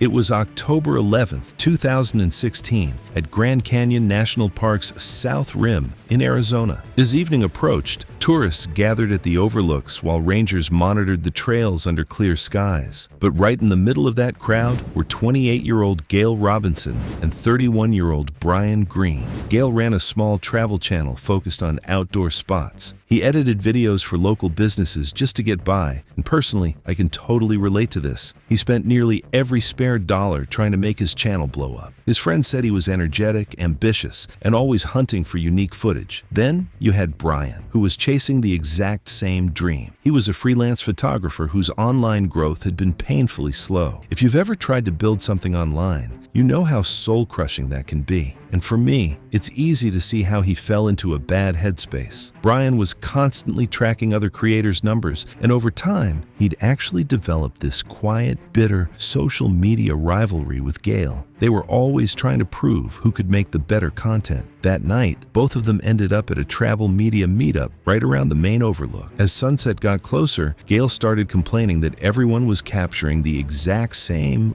boring footage. Brian agreed, but what frustrates me is that they immediately started debating who could find the most extreme angle before the sun went down. Now, just a short distance away, there were several warning signs advising people to stay on the marked trails because the ground near the rim is incredibly unstable. But neither Gail nor Brian paid attention. Personally, I think they had total tunnel vision. They were completely fixated on getting their shots. Pretty soon, they walked away from the crowd and stepped onto an unofficial rocky ledge way past the safety area. Other tourists noticed them getting way too close to the edge, and one person even yelled out a warning. But you know how ego works. Witnesses said both men just laughed it off and kept recording. Neither one wanted to back down and lose this unspoken competition. As the sun dipped lower, Gail started filming a wide-angle shot while walking backward, his eyes glued to his camera screen. Brian was standing just a few feet away, totally wrapped up in his own footage. When I think about this moment, it honestly makes my stomach turn. Neither man was looking at the actual ground. Without warning, Gail stepped onto loose gravel right at the edge. His feet shot out from under him, him, and his body went backward. Tourists heard him scream as he started sliding toward the drop. Brian lunged forward and managed to grab Gale's forearm right before he went over. For a few agonizing seconds, Brian actually held onto him. Witnesses described a violent, terrifying struggle as loose stones kept breaking free. Gale's weight pulled Brian closer and closer to the edge. Brian tried to brace himself. The ground shifted again, and both men slid forward together. It's hard for me to even imagine the horror of the crowd as they watched both of them disappear over the rim in an instant, because darkness and the steep terrain made a nighttime recovery too dangerous. Rescue teams secured the area and waited until first light to descend. Recovery teams reached the area the next morning. Investigators later recovered the cameras, and the footage showed both men focused on their screens rather than the ground around them. The medical examiner found that both died within minutes from massive blunt force injuries caused by the fall. What stays with me is that the cameras captured exactly how it happened. For a few seconds, their attention shifted from the cliff to getting the perfect shot. It was March 4th, 2021 in Modesto, California. The evening temperature had dropped into the low 60s as businesses prepared to close for the day. Traffic moved steadily while employees locked storefronts and finished their last transactions before heading home. Behind one of those counters stood Aldous Marlowe, 27, who helped run his family's small jewelry store. During slower afternoons, he'd go live on Facebook for a few hundred regular viewers. The streams were actually simple. He'd showcase new gold chains, bracelets, rings, explain the difference between solid gold and gold-plated jewelry, answer questions about pricing, and occasionally sell pieces directly to viewers who contacted the store afterward. The streams gradually built a loyal audience. Many viewers tuned in several times a week, asking about prices, requesting close-up looks at new arrivals, or simply chatting while Aldous organized display cases. Since most of the viewers were repeat customers, he started treating them more like friends than strangers. Over time, Aldous became comfortable sharing small details about the business. Viewers learned which days new deliveries arrived, when the shop was busiest, and that he usually stayed behind after closing to balance receipts and lock the gold back into the safe. Looking back, it's unsettling how much information people can give away without realizing it. A few days earlier, someone in the live stream joked that regular viewers probably knew the store layout as well as Aldous did. Aldous laughed it off, saying anyone who watched often probably knew the store layout by now. To him, it was just harmless banter, but one viewer was paying much closer attention. It makes you realize how dangerous that digital intimacy can be. We treat streamers like friends, but we forget that behind the screen, there could be anyone lurking in the shadows of the chat. Later that evening, Aldous went live as usual, showing off a few new arrivals while chatting with his regular viewers as the store slowly emptied before closing. As he prepared to lock up, a viewer commented that they were outside and wanted to buy several gold chains before the shop closed. They challenged him to unlock the door for one last sale, promising it would be worth his time. Thinking it was just another customer, Aldous agreed and unlocked the door. The moment it swung open, the man's friendly act disappeared. He pulled a handgun and demanded the gold. Aldous tried to comply, opening a display case before heading toward the back office for the safe. When he struggled to unlock it, the robber pistol whipped him. A desperate struggle broke out, and in the chaos, the gun discharged. A single bullet struck Aldous in the chest. The robber grabbed several trays of jewelry and fled. A neighboring business owner reported hearing a loud bang, followed by a cry for help. Officers were on the scene within minutes, finding Aldous critically wounded behind the counter. He was rushed to the hospital, but he passed away during emergency surgery. It's devastating to think that his commitment to being authentic and open with his audience is exactly what ended up painting a target on his back. The coroner ruled it a homicide. Detectives eventually cracked the case using surveillance, DNA evidence, and phone records. Under questioning, the suspect admitted he had been watching Aldous's live streams for weeks. Aldous's family kept the business running, but they shut down the live streams for good. Other jewelers in the area followed suit, ending their own online sales and hiding their shop layouts and security measures. They all agreed Aldous's death didn't just end a career, it killed the sense of security that had defined their industry forever.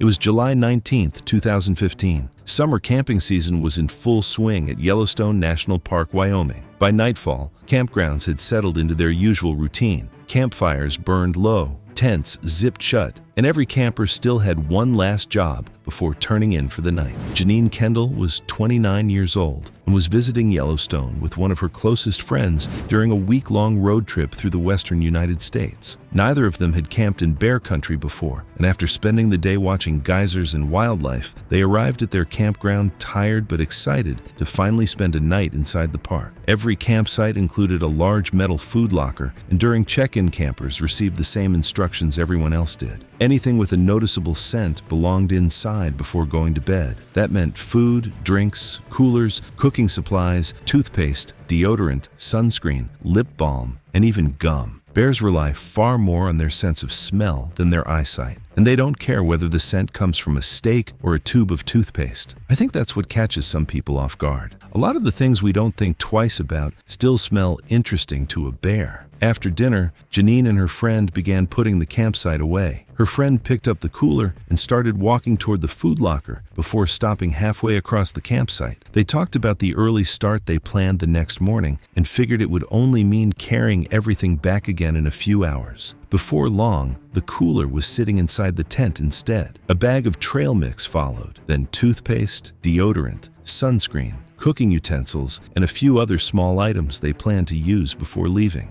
Have you ever talked yourself out of doing something because tomorrow morning seemed close enough? It usually sounds like a pretty reasonable plan at the time. The campground had been quiet for several hours when Janine woke to a faint rustling outside the tent. At first, she assumed another camper was walking back from the restroom. Then, something heavy brushed against the side of the tent. Seconds later came a loud thump, followed immediately by the sound of fabric ripping. A black bear had entered the campsite after following the scent coming from inside the tent. The bear forced its way through one side of the shelter as both campers scrambled awake. Janine's friend managed to crawl out through the opposite side almost immediately before running toward neighboring campsites, yelling for help. Janine became tangled beneath part of the collapsing tent while sleeping bags, backpacks, and other gear shifted around her. As the bear searched through the tent for the cooler and other scented items, it repeatedly struck and bit her while trying to reach them. By the time nearby campers reached the site, shouting and banging cookware together, the bear had already wandered away carrying several food items. One camper called emergency services, while others stayed with Janine until responders arrived. Rangers secured the campground and temporarily closed nearby campsites while they searched the area to make sure the bear had left. Despite the quick response, Janine had suffered catastrophic injuries during the attack and was pronounced dead at the scene.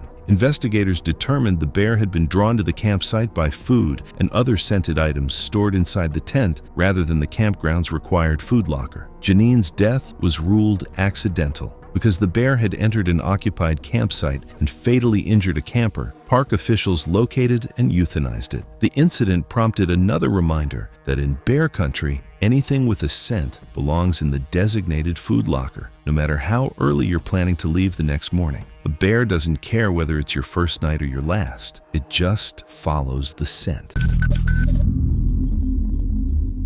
It was May 28, 2018, just outside a luxury hotel right off the Las Vegas Strip.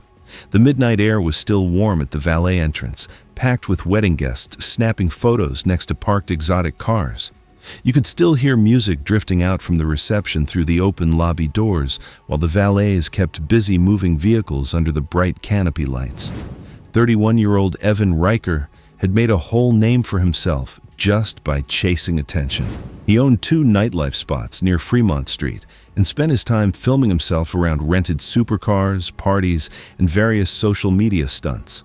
His friends knew him as impulsive, someone completely obsessed with making his life look incredibly expensive online. His new wife, 26-year-old Sienna Vale, did freelance makeup and helped film most of his content. Even their wedding had been basically engineered for the camera. The Lamborghini Huracan he rented used rear-wheel drive and featured electronic traction systems specifically meant to keep the wheels from spinning out. Doing burnouts completely overheats the rear tires, especially if you turn traction control off. Throw alcohol and uneven pavement into the mix, and a car like that can lose stability in a heartbeat, even if it looks totally fine from the outside. The party wrapped up just after midnight. People who were there said Evan had been drinking for hours before he pulled the Lamborghini up to the valet area, right where everyone was standing around with their phones out, ready to film. Security cameras showed smoke was already coming off the back of the car from some burnouts he'd done earlier near the back entrance. The valet guys actually warned Evan that his back tires were getting way too hot and were literally falling apart. Instead of stopping, he just lined the car up by the curb while Sienna filmed a video on her phone from the passenger seat. Evan performed one more burnout directly in front of the valet stand, filling the driveway with smoke while strips of rubber scattered across the pavement. But instead of staying stationary, he suddenly let off the brake and accelerated hard down the curved hotel exit road while guests cheered behind him. Surveillance footage later showed the Lamborghini fishtailing slightly as it gained speed, with the rear tires already damaged from the repeated burnouts. Just seconds later, the weakened left rear tire catastrophically failed while the car was still accelerating. Witnesses later said they heard a loud bang before the back of the Lamborghini violently snapped sideways. Sparks sprayed from the exposed wheel rim as Evan lost control trying to correct the slide while drunk. The car spun across the valet lane, jumped the curb, and slammed rear first into a concrete divider at roughly 60 miles per hour. The impact completely crushed the rear engine compartment and tore open the fuel lines underneath. Flames spread under the cabin almost instantly as burning fuel pooled against the divider. The crash warped the frame so badly that both doors were jammed shut against the concrete. A few guests rushed toward the wreck while others backed away from the intense heat. A hotel employee called 911 at 12:18 a.m. after they couldn't get the passenger door open. Onlookers said Sienna was still moving inside, while Evan was desperately kicking at the driver's side window. A group of guys grabbed metal chairs to try and smash the glass, but the heat just got too intense, too fast. Fire crews arrived about 6 minutes later, but by then, the cabin was already swallowed by fire. The coroner later found that they both died from smoke inhalation and extreme heat exposure before the fire fully consumed the interior. The crash itself had also shattered Evan's ribs and lower spine. Toxicology reports later confirmed he was heavily intoxicated. Afterward, Sienna's family filed a wrongful death lawsuit against the hotel and rental company, arguing staff should have stopped Evan from driving after witnesses saw him drinking and doing burnouts near the valet area. Investigators found no mechanical defect in the Lamborghini, concluding the crash resulted from reckless driving and tire failure caused by repeated burnouts. The hotel later reached a confidential settlement with the family.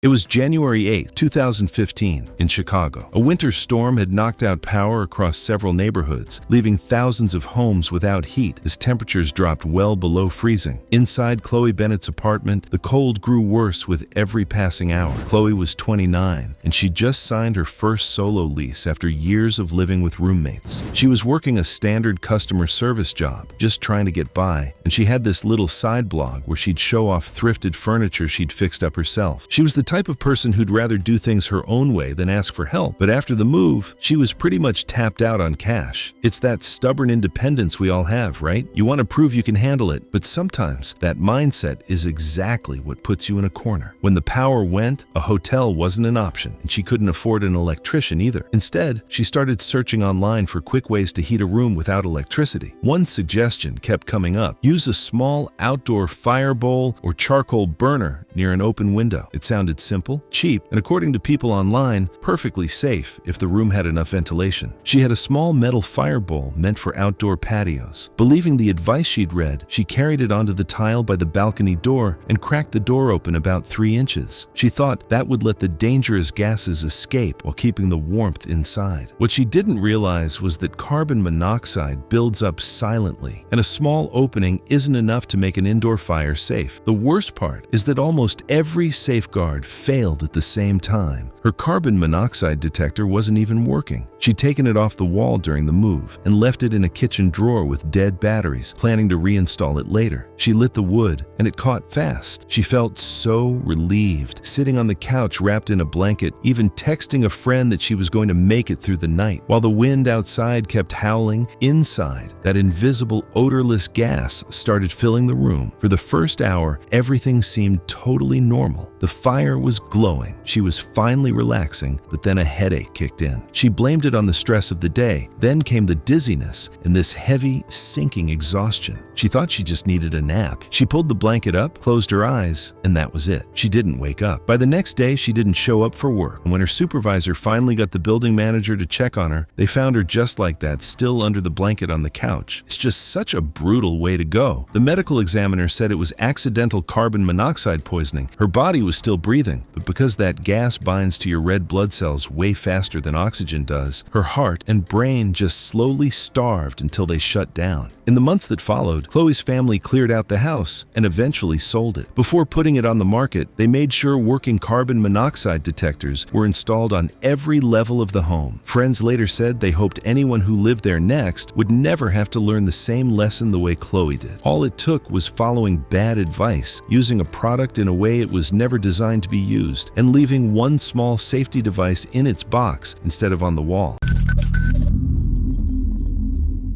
It was September 18, 2021, inside a small apartment building in Austin, Texas. A birthday party was coming to an end, and guests were gathering their things while waiting for rides home. The building had both an elevator and a stairwell, and people used whichever was closest. It felt like an ordinary evening, with nothing to suggest that a few rushed decisions were about to change everything. One of the guests was Bethany Dowd, a 26-year-old restaurant server. Long shifts had made her used to moving fast, and she hated waiting when she thought there was a quicker option. Friends often laughed about how she rushed through almost everything. As the party wound down, her only goal that night was getting home before her rideshare driver left. Earlier in the evening, another guest accidentally dropped a banana peel while carrying snacks downstairs. The peel came to rest beside the wall near the first landing, just outside the main walking path. A few people noticed it, stepped around it, and assumed someone else would throw it away. As more guests passed through the stairwell, everyone avoided it, but nobody stopped to pick it up. Bethany had already reached the lobby when she realized she had left her phone upstairs. She hurried back, picked it up, and immediately saw a notification warning that her rideshare driver would leave if she was not outside soon.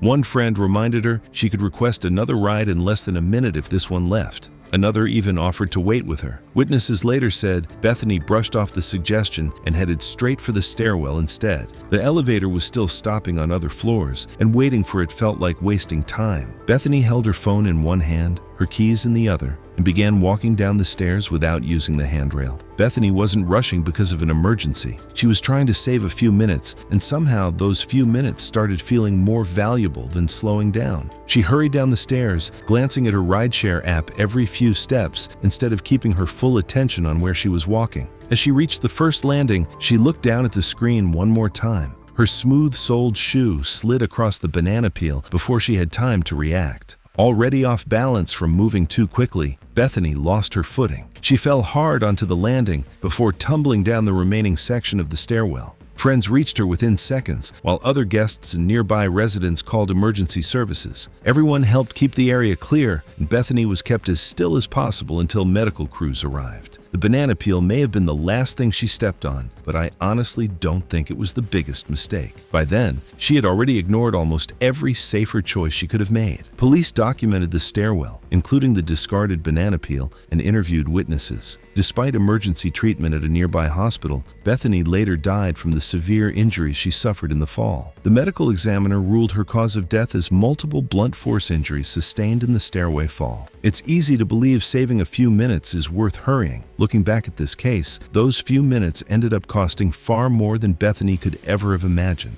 Investigators concluded that Bethany's fatal fall resulted from a series of avoidable decisions, including rushing, checking her rideshare app, and not using the handrail, rather than any defect in the building. They also noted that the discarded banana peel had remained in the shared stairwell after multiple guests walked past it. Building management later reminded residents to keep common walkways clear of debris, while authorities emphasized that rushing through everyday situations can quickly turn ordinary hazards into preventable tragedies.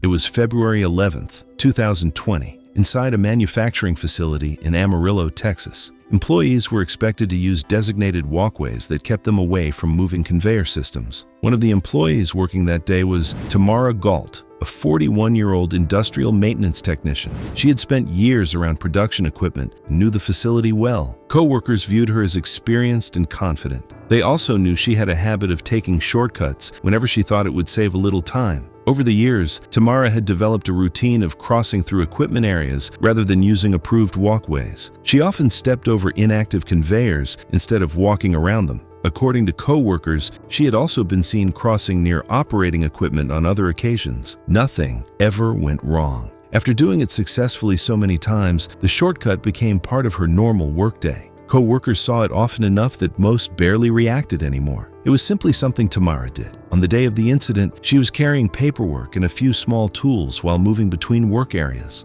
To reach her destination, she could either follow the designated route around a production line or take a much shorter path across a conveyor system standing between her and where she needed to go. Unlike many of the conveyors she had crossed in the past, this one was operating and slowly moving materials along the belt. Surveillance footage later showed Tamara approaching the conveyor and stopping briefly near it. She appeared to look at the moving belt before making her decision. No employees were close enough to reach her before she attempted the shortcut. Instead of heading toward the approved crossing point, Tamara chose the shortcut. She had crossed similar areas so many times that the moving belt may not have seemed like a major obstacle. Rather than walk around the line, she placed one foot onto the conveyor while attempting to cross over it. As the belt continued moving beneath her foot, her balance shifted unexpectedly while she tried to step over part of the conveyor structure. The movement threw off her footing. As she attempted to recover, one foot slipped into a gap where moving parts came together and became trapped. The trapped foot immediately pulled her off balance and drew her into the equipment. Within moments, the conveyor dragged more of her lower body into the machinery as she struggled to free herself. Workers farther down the production line heard shouting and turned toward the conveyor. By the time they realized what was happening, Tamara had already become severely entangled. Several employees immediately ran toward the nearest emergency stop station. I have worked in places where people develop little routines like this. After enough days go by without anything bad happening, the shortcut starts feeling like part of the job instead of a risk. The shutdown system was activated as soon as workers reached it. Even after the stop control was pressed, the conveyor continued moving briefly before gradually coming to a halt. The remaining movement of the belt tightened the entrapment before the system finally stopped. Employees rushed to help while emergency services were called. Responders arrived within minutes, but the injuries caused by the entrapment were catastrophic.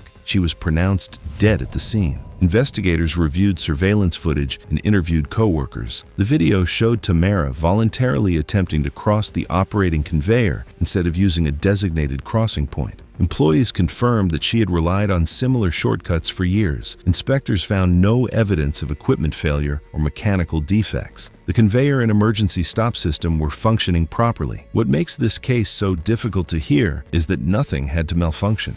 Everything worked exactly as intended, except for the choice to enter an area that was never meant to be crossed. Based on video evidence, witness statements, and inspection findings, investigators concluded that the fatal sequence began when Tamara entered an active conveyor system instead of using a designated walkway. Her death was ruled accidental, with the cause identified as crushing injuries sustained after becoming trapped in moving machinery.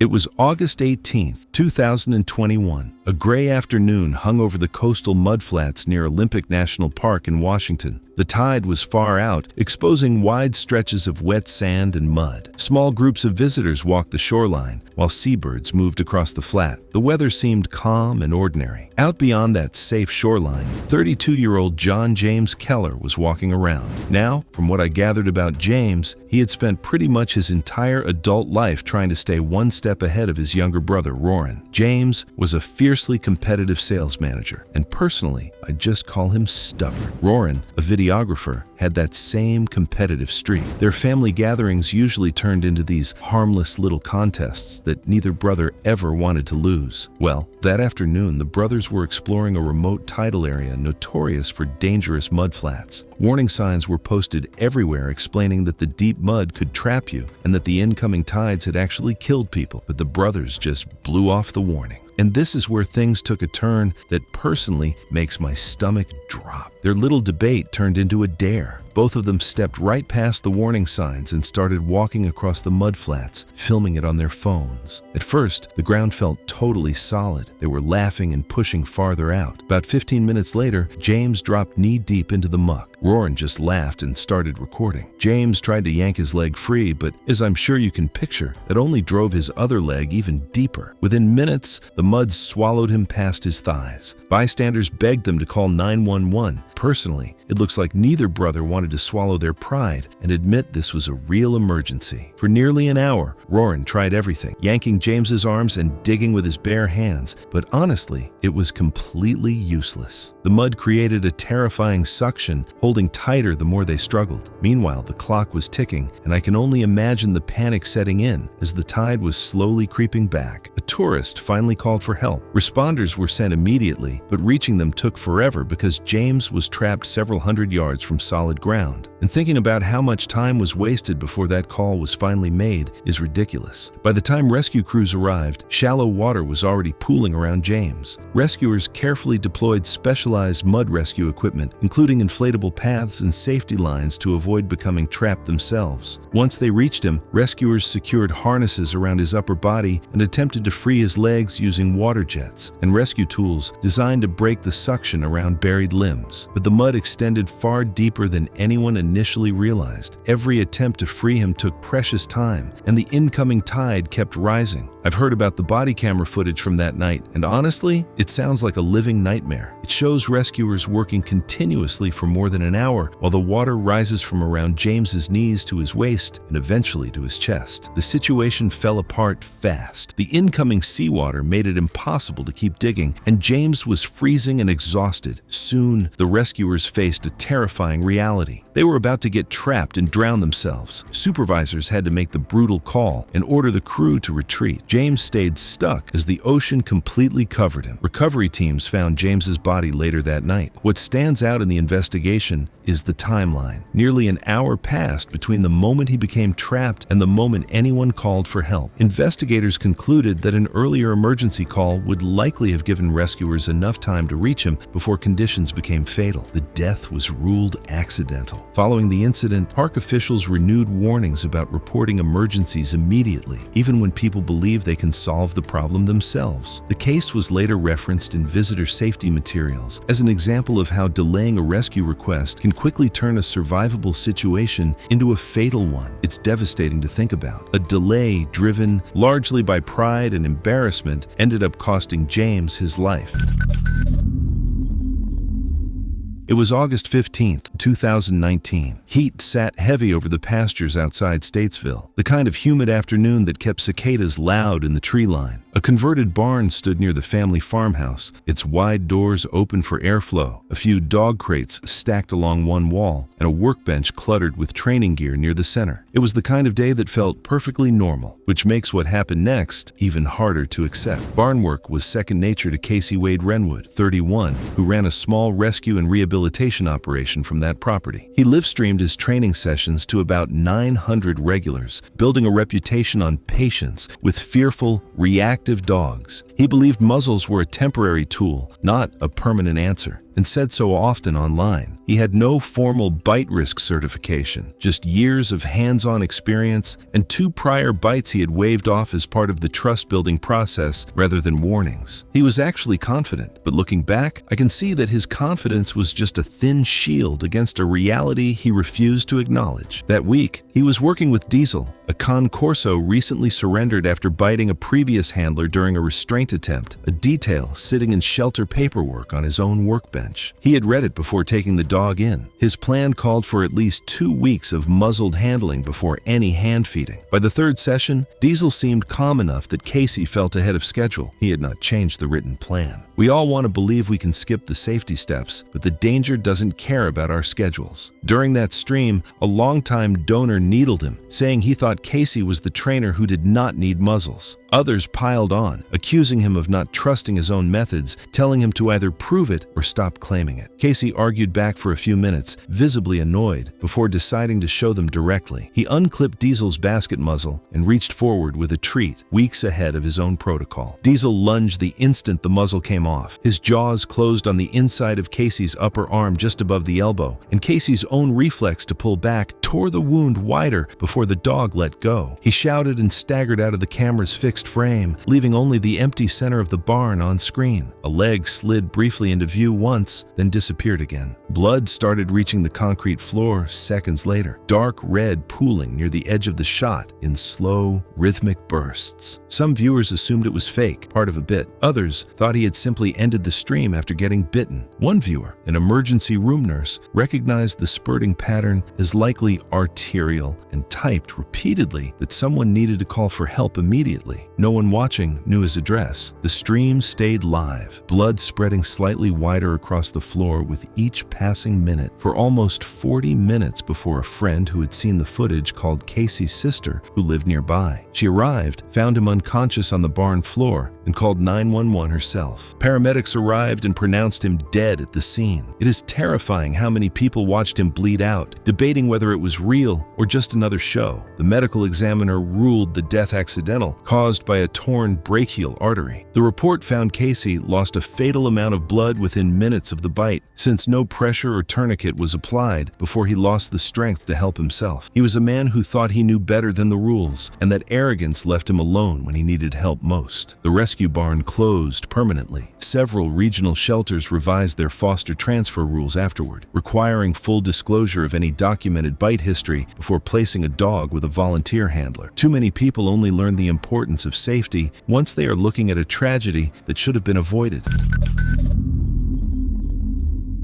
It was May 27, 2018. Spring had returned to Yosemite National Park, California, and with it came one of the busiest hiking weekends of the year. Waterfalls thundered from the winter snowmelt. Temperatures were comfortable, and trails throughout the valley were packed with visitors. Looking around that morning, most people were probably thinking about the views ahead, not the cliffs above them. Dean Osborne was 45 years old and worked as an electrician in Northern California. Friends described him as someone who preferred spending vacations outdoors whenever he had the chance. This trip through Yosemite with his younger brother had been on their list for years, and they planned to fit in one last hike before driving home the following morning. The previous winter had left sections of granite fractured high above several trails. Even after the snow disappeared, repeated freezing and thawing could leave loose rock hanging in place for weeks or even months before it finally broke away. Because of that, some trails remained temporarily closed while unstable areas were monitored. Some of the most serious hazards are also the quietest ones. Just because a cliff looks solid doesn't mean it is. Late that morning, the brothers reached a barricade blocking part of the trail. Multiple signs explained that the closure was due to recent rockfall and instructed visitors not to continue beyond the barrier. Some hikers read the signs and turned around. Others walked around them. Near one end of the barricade, a narrow dirt path had formed where enough people had already stepped around the closure. As Dean stood there, he watched several hikers returning from the restricted section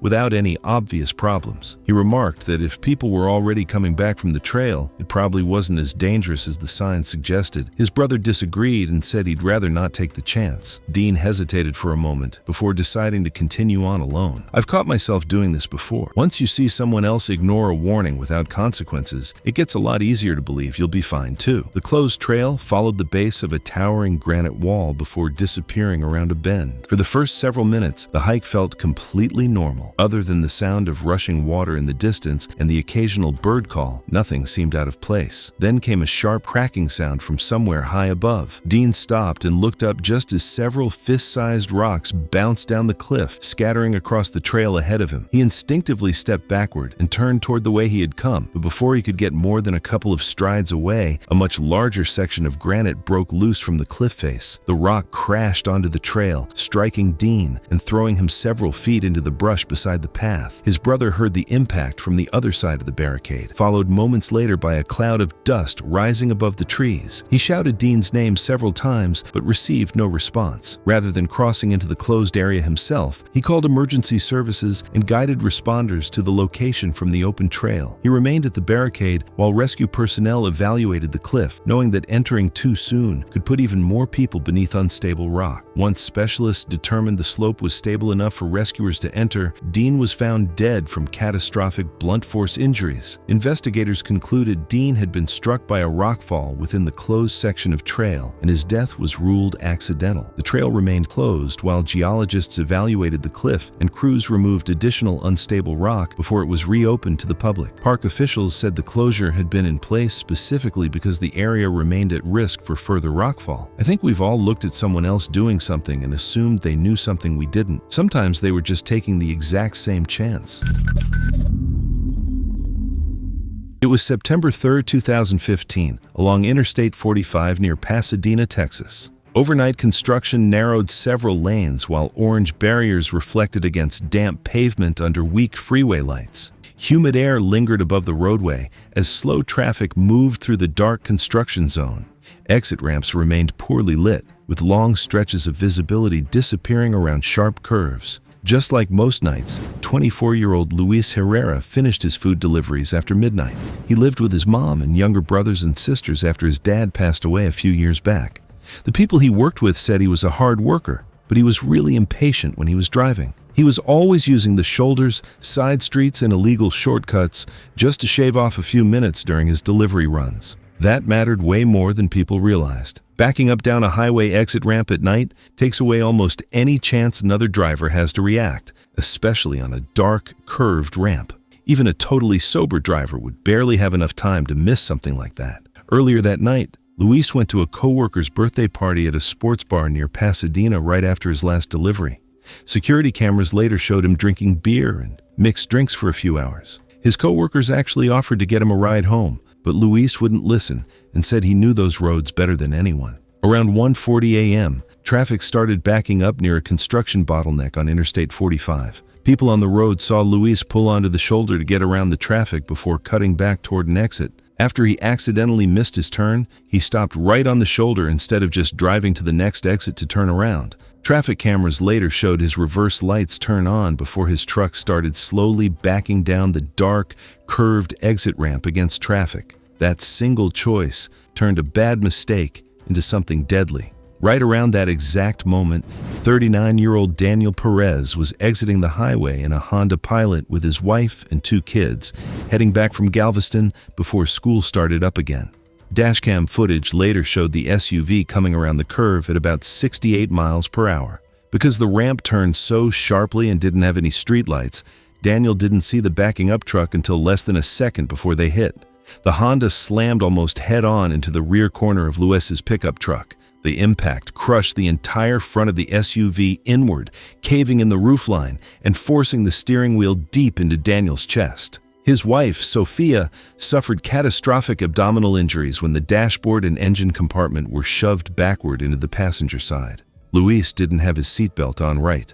When the truck spun, the side of his head slammed into the window frame so hard that it broke the bone right above his ear. Blood covered the driver's side glass while the truck rolled backward into the guardrail.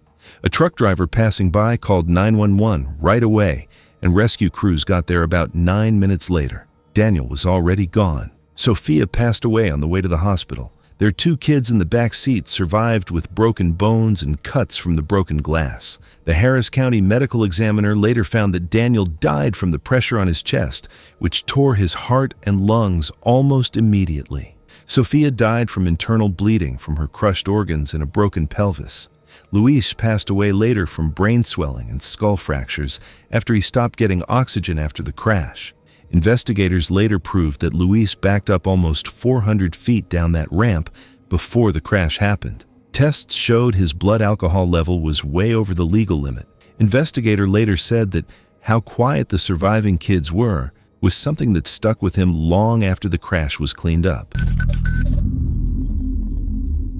It was February 14th, 2018, in Minneapolis. Temperatures had stayed below zero for 3 straight days. Ice had frozen many sliding balcony doors shut, turning an everyday inconvenience into a problem that, for one woman in a hurry, would have devastating consequences. Sarah Collins was 32 and worked as a supply chain analyst. She was the kind of person who planned everything, right down to color-coded calendars and backup schedules. Friends teased her that she treated even small errands like they were business projects, but that's just how she was. That Saturday morning, she had volunteered to coach a youth soccer clinic for the first time. She wanted to make a good impression, and with only an hour before she needed to leave, she remembered her boots and cleats were still packed away in a storage box on her apartment balcony. The problem was that the sliding glass door was completely frozen shut. It wouldn't budge. She spent 30 minutes trying to scrape it with a butter knife, just getting more and more stressed because she couldn't afford to waste any time. It's one of those moments where you're so focused on the goal that you just lose sight of the bigger picture. She finally remembered she had a small butane torch in her kitchen, the kind for creme brulee. In her panicked state, she probably thought it was a smart, quick way to melt the ice on the track. She got down on her knees and started running that flame along the aluminum frame. It actually seemed to be working, and she could see the ice melting. But here's the thing. The glass was freezing cold on the outside because of the sub-zero weather, and she was heating it up fast on the inside.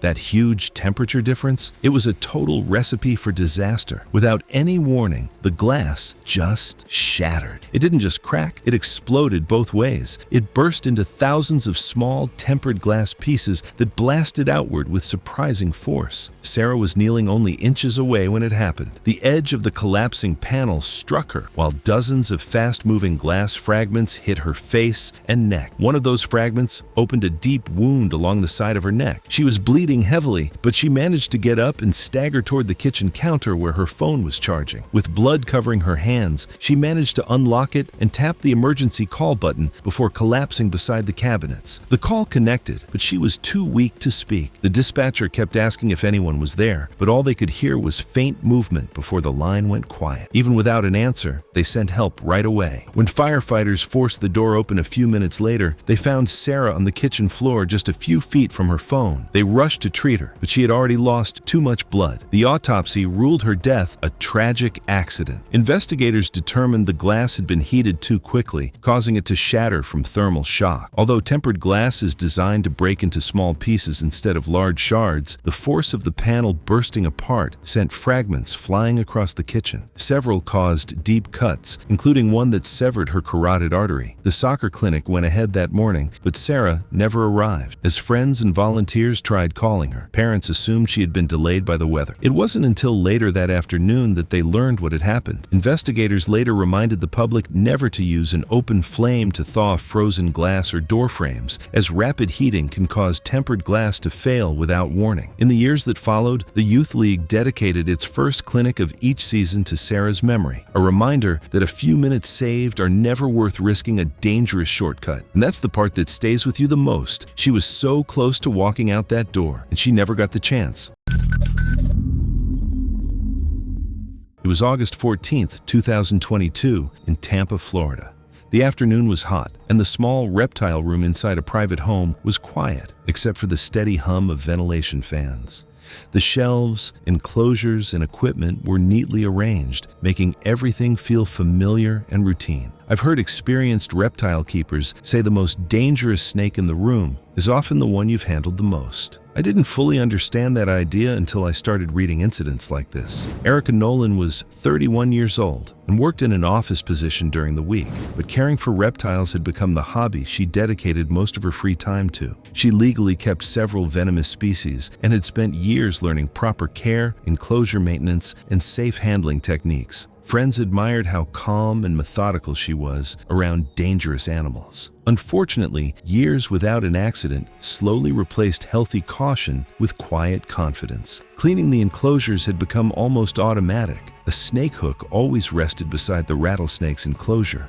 But after countless uneventful cleanings, Erica had developed a shortcut. During previous maintenance sessions, she had lightly guided the snake by hand, just long enough to wipe one corner before closing the enclosure again. Every successful attempt convinced her the routine was safe. That afternoon, two fellow reptile hobbyists had stopped by to exchange supplies and spend time discussing their collections. One of them noticed the unused snake hook and asked whether she planned to use it before cleaning. Erica brushed off the suggestion, explaining that she only needed to move the snake a few inches. She opened the enclosure and reached inside. As she tried to guide the rattlesnake away from one section, the snake coiled, rattled repeatedly, and held a defensive posture. Even then, Erica decided not to stop and retrieve the hook. In her mind, pausing now would only delay a task she believed was almost finished. She extended her hand one final time. The more I've learned about experienced hobbyists, the more one pattern keeps showing up. Serious mistakes usually don't begin with recklessness. They begin with routines that slowly stop feeling like risks. According to the official reconstruction, Erica's fingertips entered the snake's striking range as she attempted to move its body away from the corner of the enclosure. The rattlesnake reacted with a single rapid defensive strike, biting her hand, before immediately releasing and retreating into a tight defensive coil. Erica instinctively pulled her hand back and stepped away from the enclosure, while her friends closed and secured the enclosure to prevent any further danger. They immediately called emergency services and helped keep her as calm and still as possible while waiting for paramedics. At first, Erica believed the bite might not be severe because she remained alert and remembered several previous close calls that had ended without injury. As the minutes passed, however, pain intensified. Swelling spread steadily from her hand toward her forearm, and she began showing additional signs of serious envenomation. Paramedics arrived and started emergency treatment before transporting Erica to a regional hospital experienced in treating venomous snake bites. Doctors administered antivenom, monitored her condition closely, and provided supportive care. But severe complications developed despite aggressive treatment. One detail really stayed with me after reading about this case. The rattlesnake never behaved unpredictably. It reacted exactly the way a threatened rattlesnake is expected to react, and that puts the focus back on the decision that placed a hand within striking distance. Despite intensive medical care, Erica died from complications caused by the venomous snake bite. The medical examiner ruled her official cause of death as complications of venomous snake envenomation. Wildlife officials confirmed the rattlesnake had been legally possessed under the required permits and that the enclosure met applicable safety requirements. Investigators found no equipment failure or enclosure defect, and the unused snake hook remained beside the enclosure throughout the incident. Professional reptile organizations later referenced the case in safety education, emphasizing that specialized handling tools exist because even a captive venomous snake never stops behaving like a wild animal. What I remember most isn't the bite itself. It's the image of a safety tool sitting only a few feet away, ready to help. If only it had been part of the routine that day. It was May 29, 2021, at a private outdoor reptile enclosure in Ocala, Florida. The fenced area was used for handling and filming snakes. A small group of reptile enthusiasts had gathered there that day to watch a venom extraction demonstration being recorded for social media. The person leading the demonstration was Fiona Swinney, a 29-year-old reptile enthusiast and online content creator. Fiona had built a following by posting videos of herself handling dangerous animals. Many viewers enjoyed seeing close-up footage that most people would never attempt to capture themselves. Over time, however, her videos became increasingly extreme. What began as educational demonstrations gradually shifted toward more dramatic content designed to attract attention online. In the weeks leading up to the filming session, several of Fiona's recent videos had received fewer views than expected. According to friends, she had become increasingly focused on producing footage that would stand out from other reptile videos on social media. That day, Fiona planned to film a venom extraction involving a highly venomous snake. A friend operated the camera while several reptile enthusiasts watched nearby. The others remained outside the immediate handling area while Fiona performed the demonstration herself. The enclosure contained handling equipment that could have created additional distance between Fiona and the snake. Hooks, restraints, and other tools were available and commonly used during venom extractions. Fiona chose not to use them because she believed they would block the close-up shots she wanted and make the video less impressive. Most of the people present had seen Fiona work with venomous snakes before and assumed she understood the risks better than they did. As filming began, Fiona held the snake while explaining the extraction process. The animal repeatedly twisted, pulled away, and attempted to free itself. Each time, Fiona adjusted her grip and continued. As the session went on, the snake became increasingly difficult to manage. Several observers later stated that the animal appeared more agitated than it had at the beginning of the demonstration. At one point, a spectator suggested taking a moment to regain control before continuing, but Fiona declined and kept filming.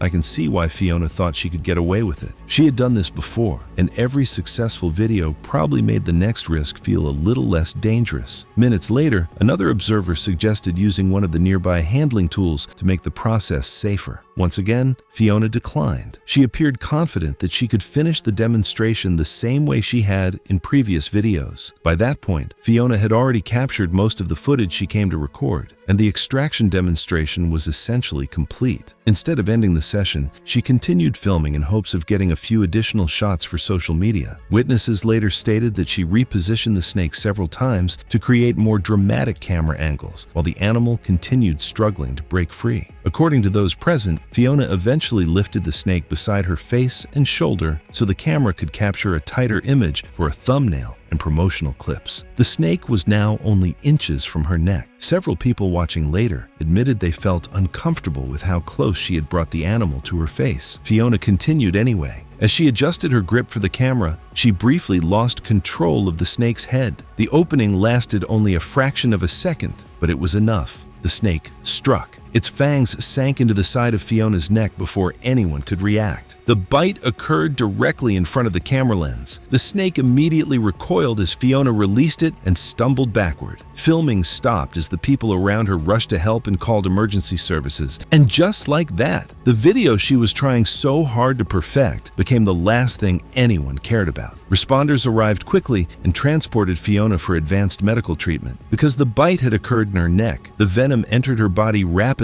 and created a severe medical emergency. Despite treatment efforts, doctors were unable to reverse the damage caused by the venom. Fiona died later from the complications of the bite. The death was ruled accidental. Investigators concluded that Fiona continued handling the venomous snake despite warning signs, rejected safer methods, and brought the animal near her face for additional footage after the demonstration was essentially complete. It was September 1st, 2012, in Zion National Park, Utah. Hikers moved through the visitor area collecting maps and water, while park staff monitored forecasts for thunderstorms expected later that day. Among those hikers was 38-year-old Sebastian Avery. 38-year-old Sebastian Avery was a tech sales manager known for finding the absolute fastest route to everything, whether it was a work project or a hiking trail. Personally, I think we all know someone just like that. He and his wife Emily were on vacation in Zion National Park. Emily usually planned their trips and checked the weather, but Sebastian relied almost entirely on technology. He trusted navigation apps with his life. Honestly, it's a habit a lot of us are guilty of. That morning, a park ranger told them a popular slot canyon route was closed due to expected thunderstorms. But to me, it's so frustrating to see what Sebastian did next. He checked his phone, saw the app still listed the route as open, and assumed the ranger's info was just outdated. They kept hiking and passed a physical closure sign. Sebastian stepped right around it. Farther down the trail, they hit another warning sign about flash floods. If I were Emily, I would have been losing my mind here, and she did beg him to turn back. But Sebastian pointed to his screen, arguing that thousands of people trust this app every day. By afternoon, the canyon walls narrowed and thunder echoed nearby. Because the sky directly overhead was still clear, Sebastian assumed the warnings were exaggerated. In my opinion, he just used this to validate his own bias. They pushed deeper inside.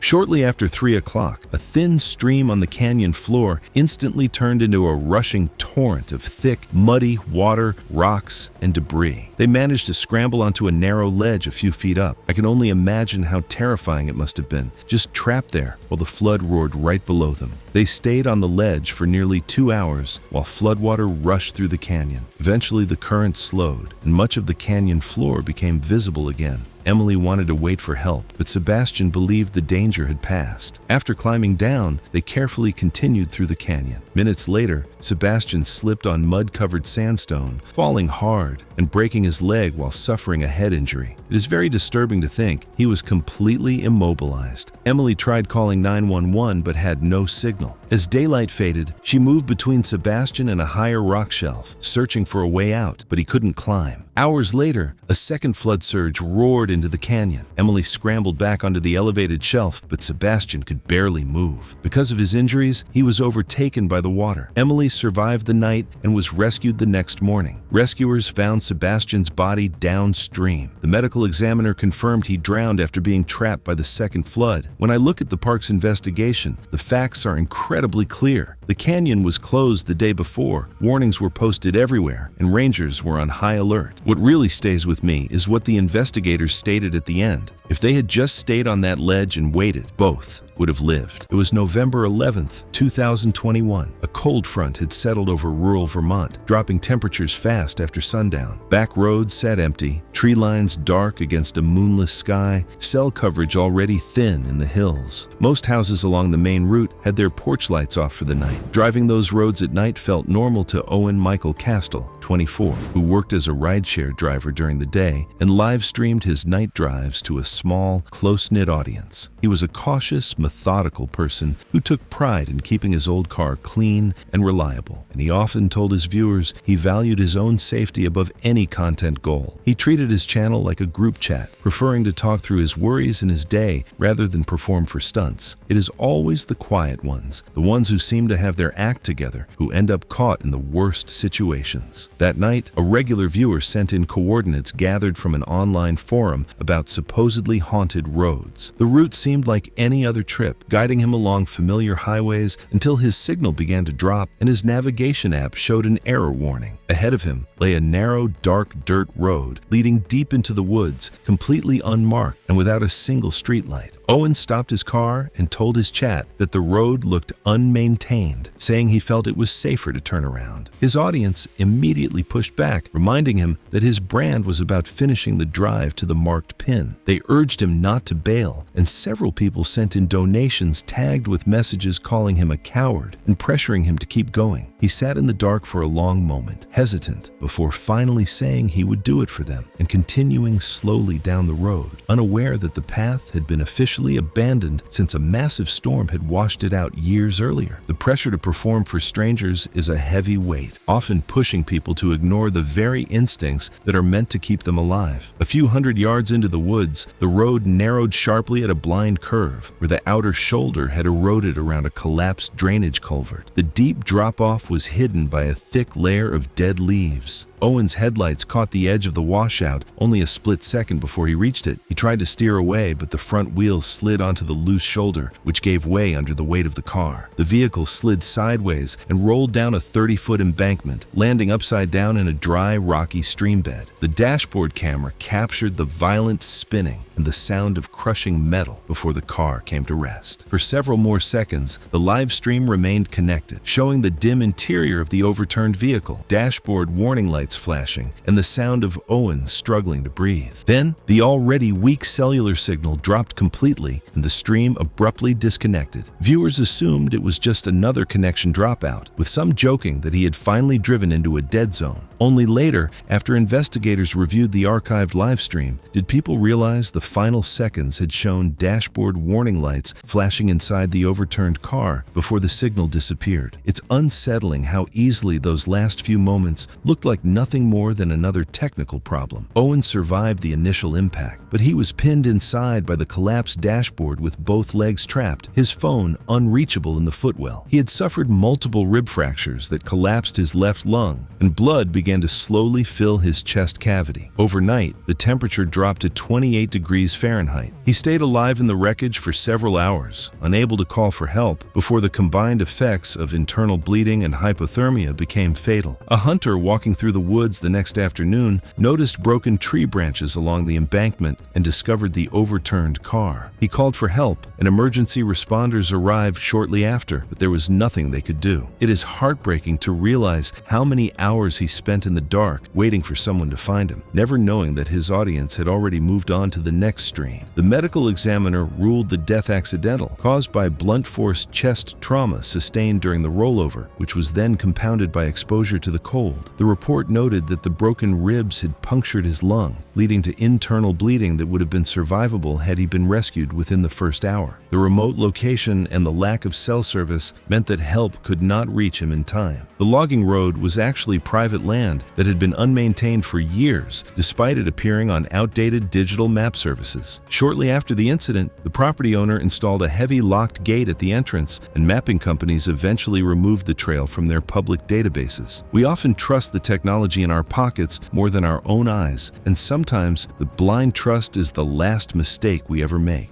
It was August 11th, 2017. Summer was beginning to wind down at Olympic National Park, Washington, but the trails were still busy with weekend hikers. Snowmelt from the Olympic Mountains kept the rivers running high well into August, even on warm, sunny afternoons. Standing on the riverbank, though, it was surprisingly difficult to appreciate just how much force the water was carrying. Holly Atwood was 34 years old and worked as a graphic designer in Seattle. Friends knew her as someone who rarely turned down a chance to spend the day outdoors. She wasn't chasing extreme adventures. She simply enjoyed finding new trails whenever she had a free weekend. She and two longtime friends had planned this hike for weeks, hoping to squeeze in one last summer trip before work became busy again. Several miles into the hike, the trail approached a wide glacial river. The official route crossed by way of a wooden footbridge a short distance upstream before looping back to the main trail. Downstream, years of fallen trees had collected into a sprawling log jam stretching from one side of the river toward the other. From where they stood, many of the larger logs looked dry, solid, and wide enough to walk across. I have to admit, if you didn't know any better, it would be easy to mistake it for a natural bridge. One of Holly's friends pointed toward the footbridge and suggested staying on the marked route. Holly looked back at the log jam instead. It seemed like the quicker option, and from where they were standing, she couldn't see any obvious reason it wouldn't work. They stood there for another minute talking it over before Holly finally said she'd go first and let everyone know how stable it felt. She stepped onto one of the larger logs. It barely moved. After taking several careful steps, she turned around and told her friends it felt sturdy. One by one, they followed behind her, leaving a few feet of space between each person as they made their way across. For most of the crossing, everything went smoothly. Holly tested each step before shifting her weight, carefully making her way toward the opposite bank. Then, only a few yards from the end of the log jam, she stepped onto a narrower log wedged between two much larger trunks. The log rolled without warning. Holly dropped into a gap between the logs, and before she could pull herself back up, the current forced one of her legs beneath the pile. Within seconds, the rushing water pinned the lower half of her body against the submerged timber. She grabbed the surrounding logs and tried desperately to pull herself free, but every movement was met with the full force of the river. Her friends rushed back across the log jam and reached down to grab her arms. They pulled together several times, but she wouldn't move. The current was simply too strong. One of them climbed onto a neighboring log and tried reaching her from a different angle, while the other ran back along the trail calling for help. I can't imagine how helpless that must have felt. She was only a few feet away, yet the river had already made her almost impossible to reach. Other hikers quickly gathered along the riverbank. Someone called emergency services while others searched for anything that might help, including ropes and long branches, but nobody could safely get into the current without risking becoming trapped themselves. Specialized swiftwater rescue teams reached the scene as quickly as conditions allowed. Before they could reach Holly, crews first had to stabilize parts of the log jam because shifting logs posed a serious danger to both rescuers and anyone caught beneath them. Despite their efforts, Holly died before they were able to free her. Recovery crews spent several more hours dismantling sections of the log jam and securing the surrounding logs before they could recover her body. The medical examiner later determined that Holly died after becoming mechanically pinned beneath the submerged logs by the force of the current. Park officials again reminded visitors that log jams are never intended to be used as river crossings, regardless of how stable they appear from shore. I think we've all looked at two options and wondered if the longer one was really worth it. This time, it was.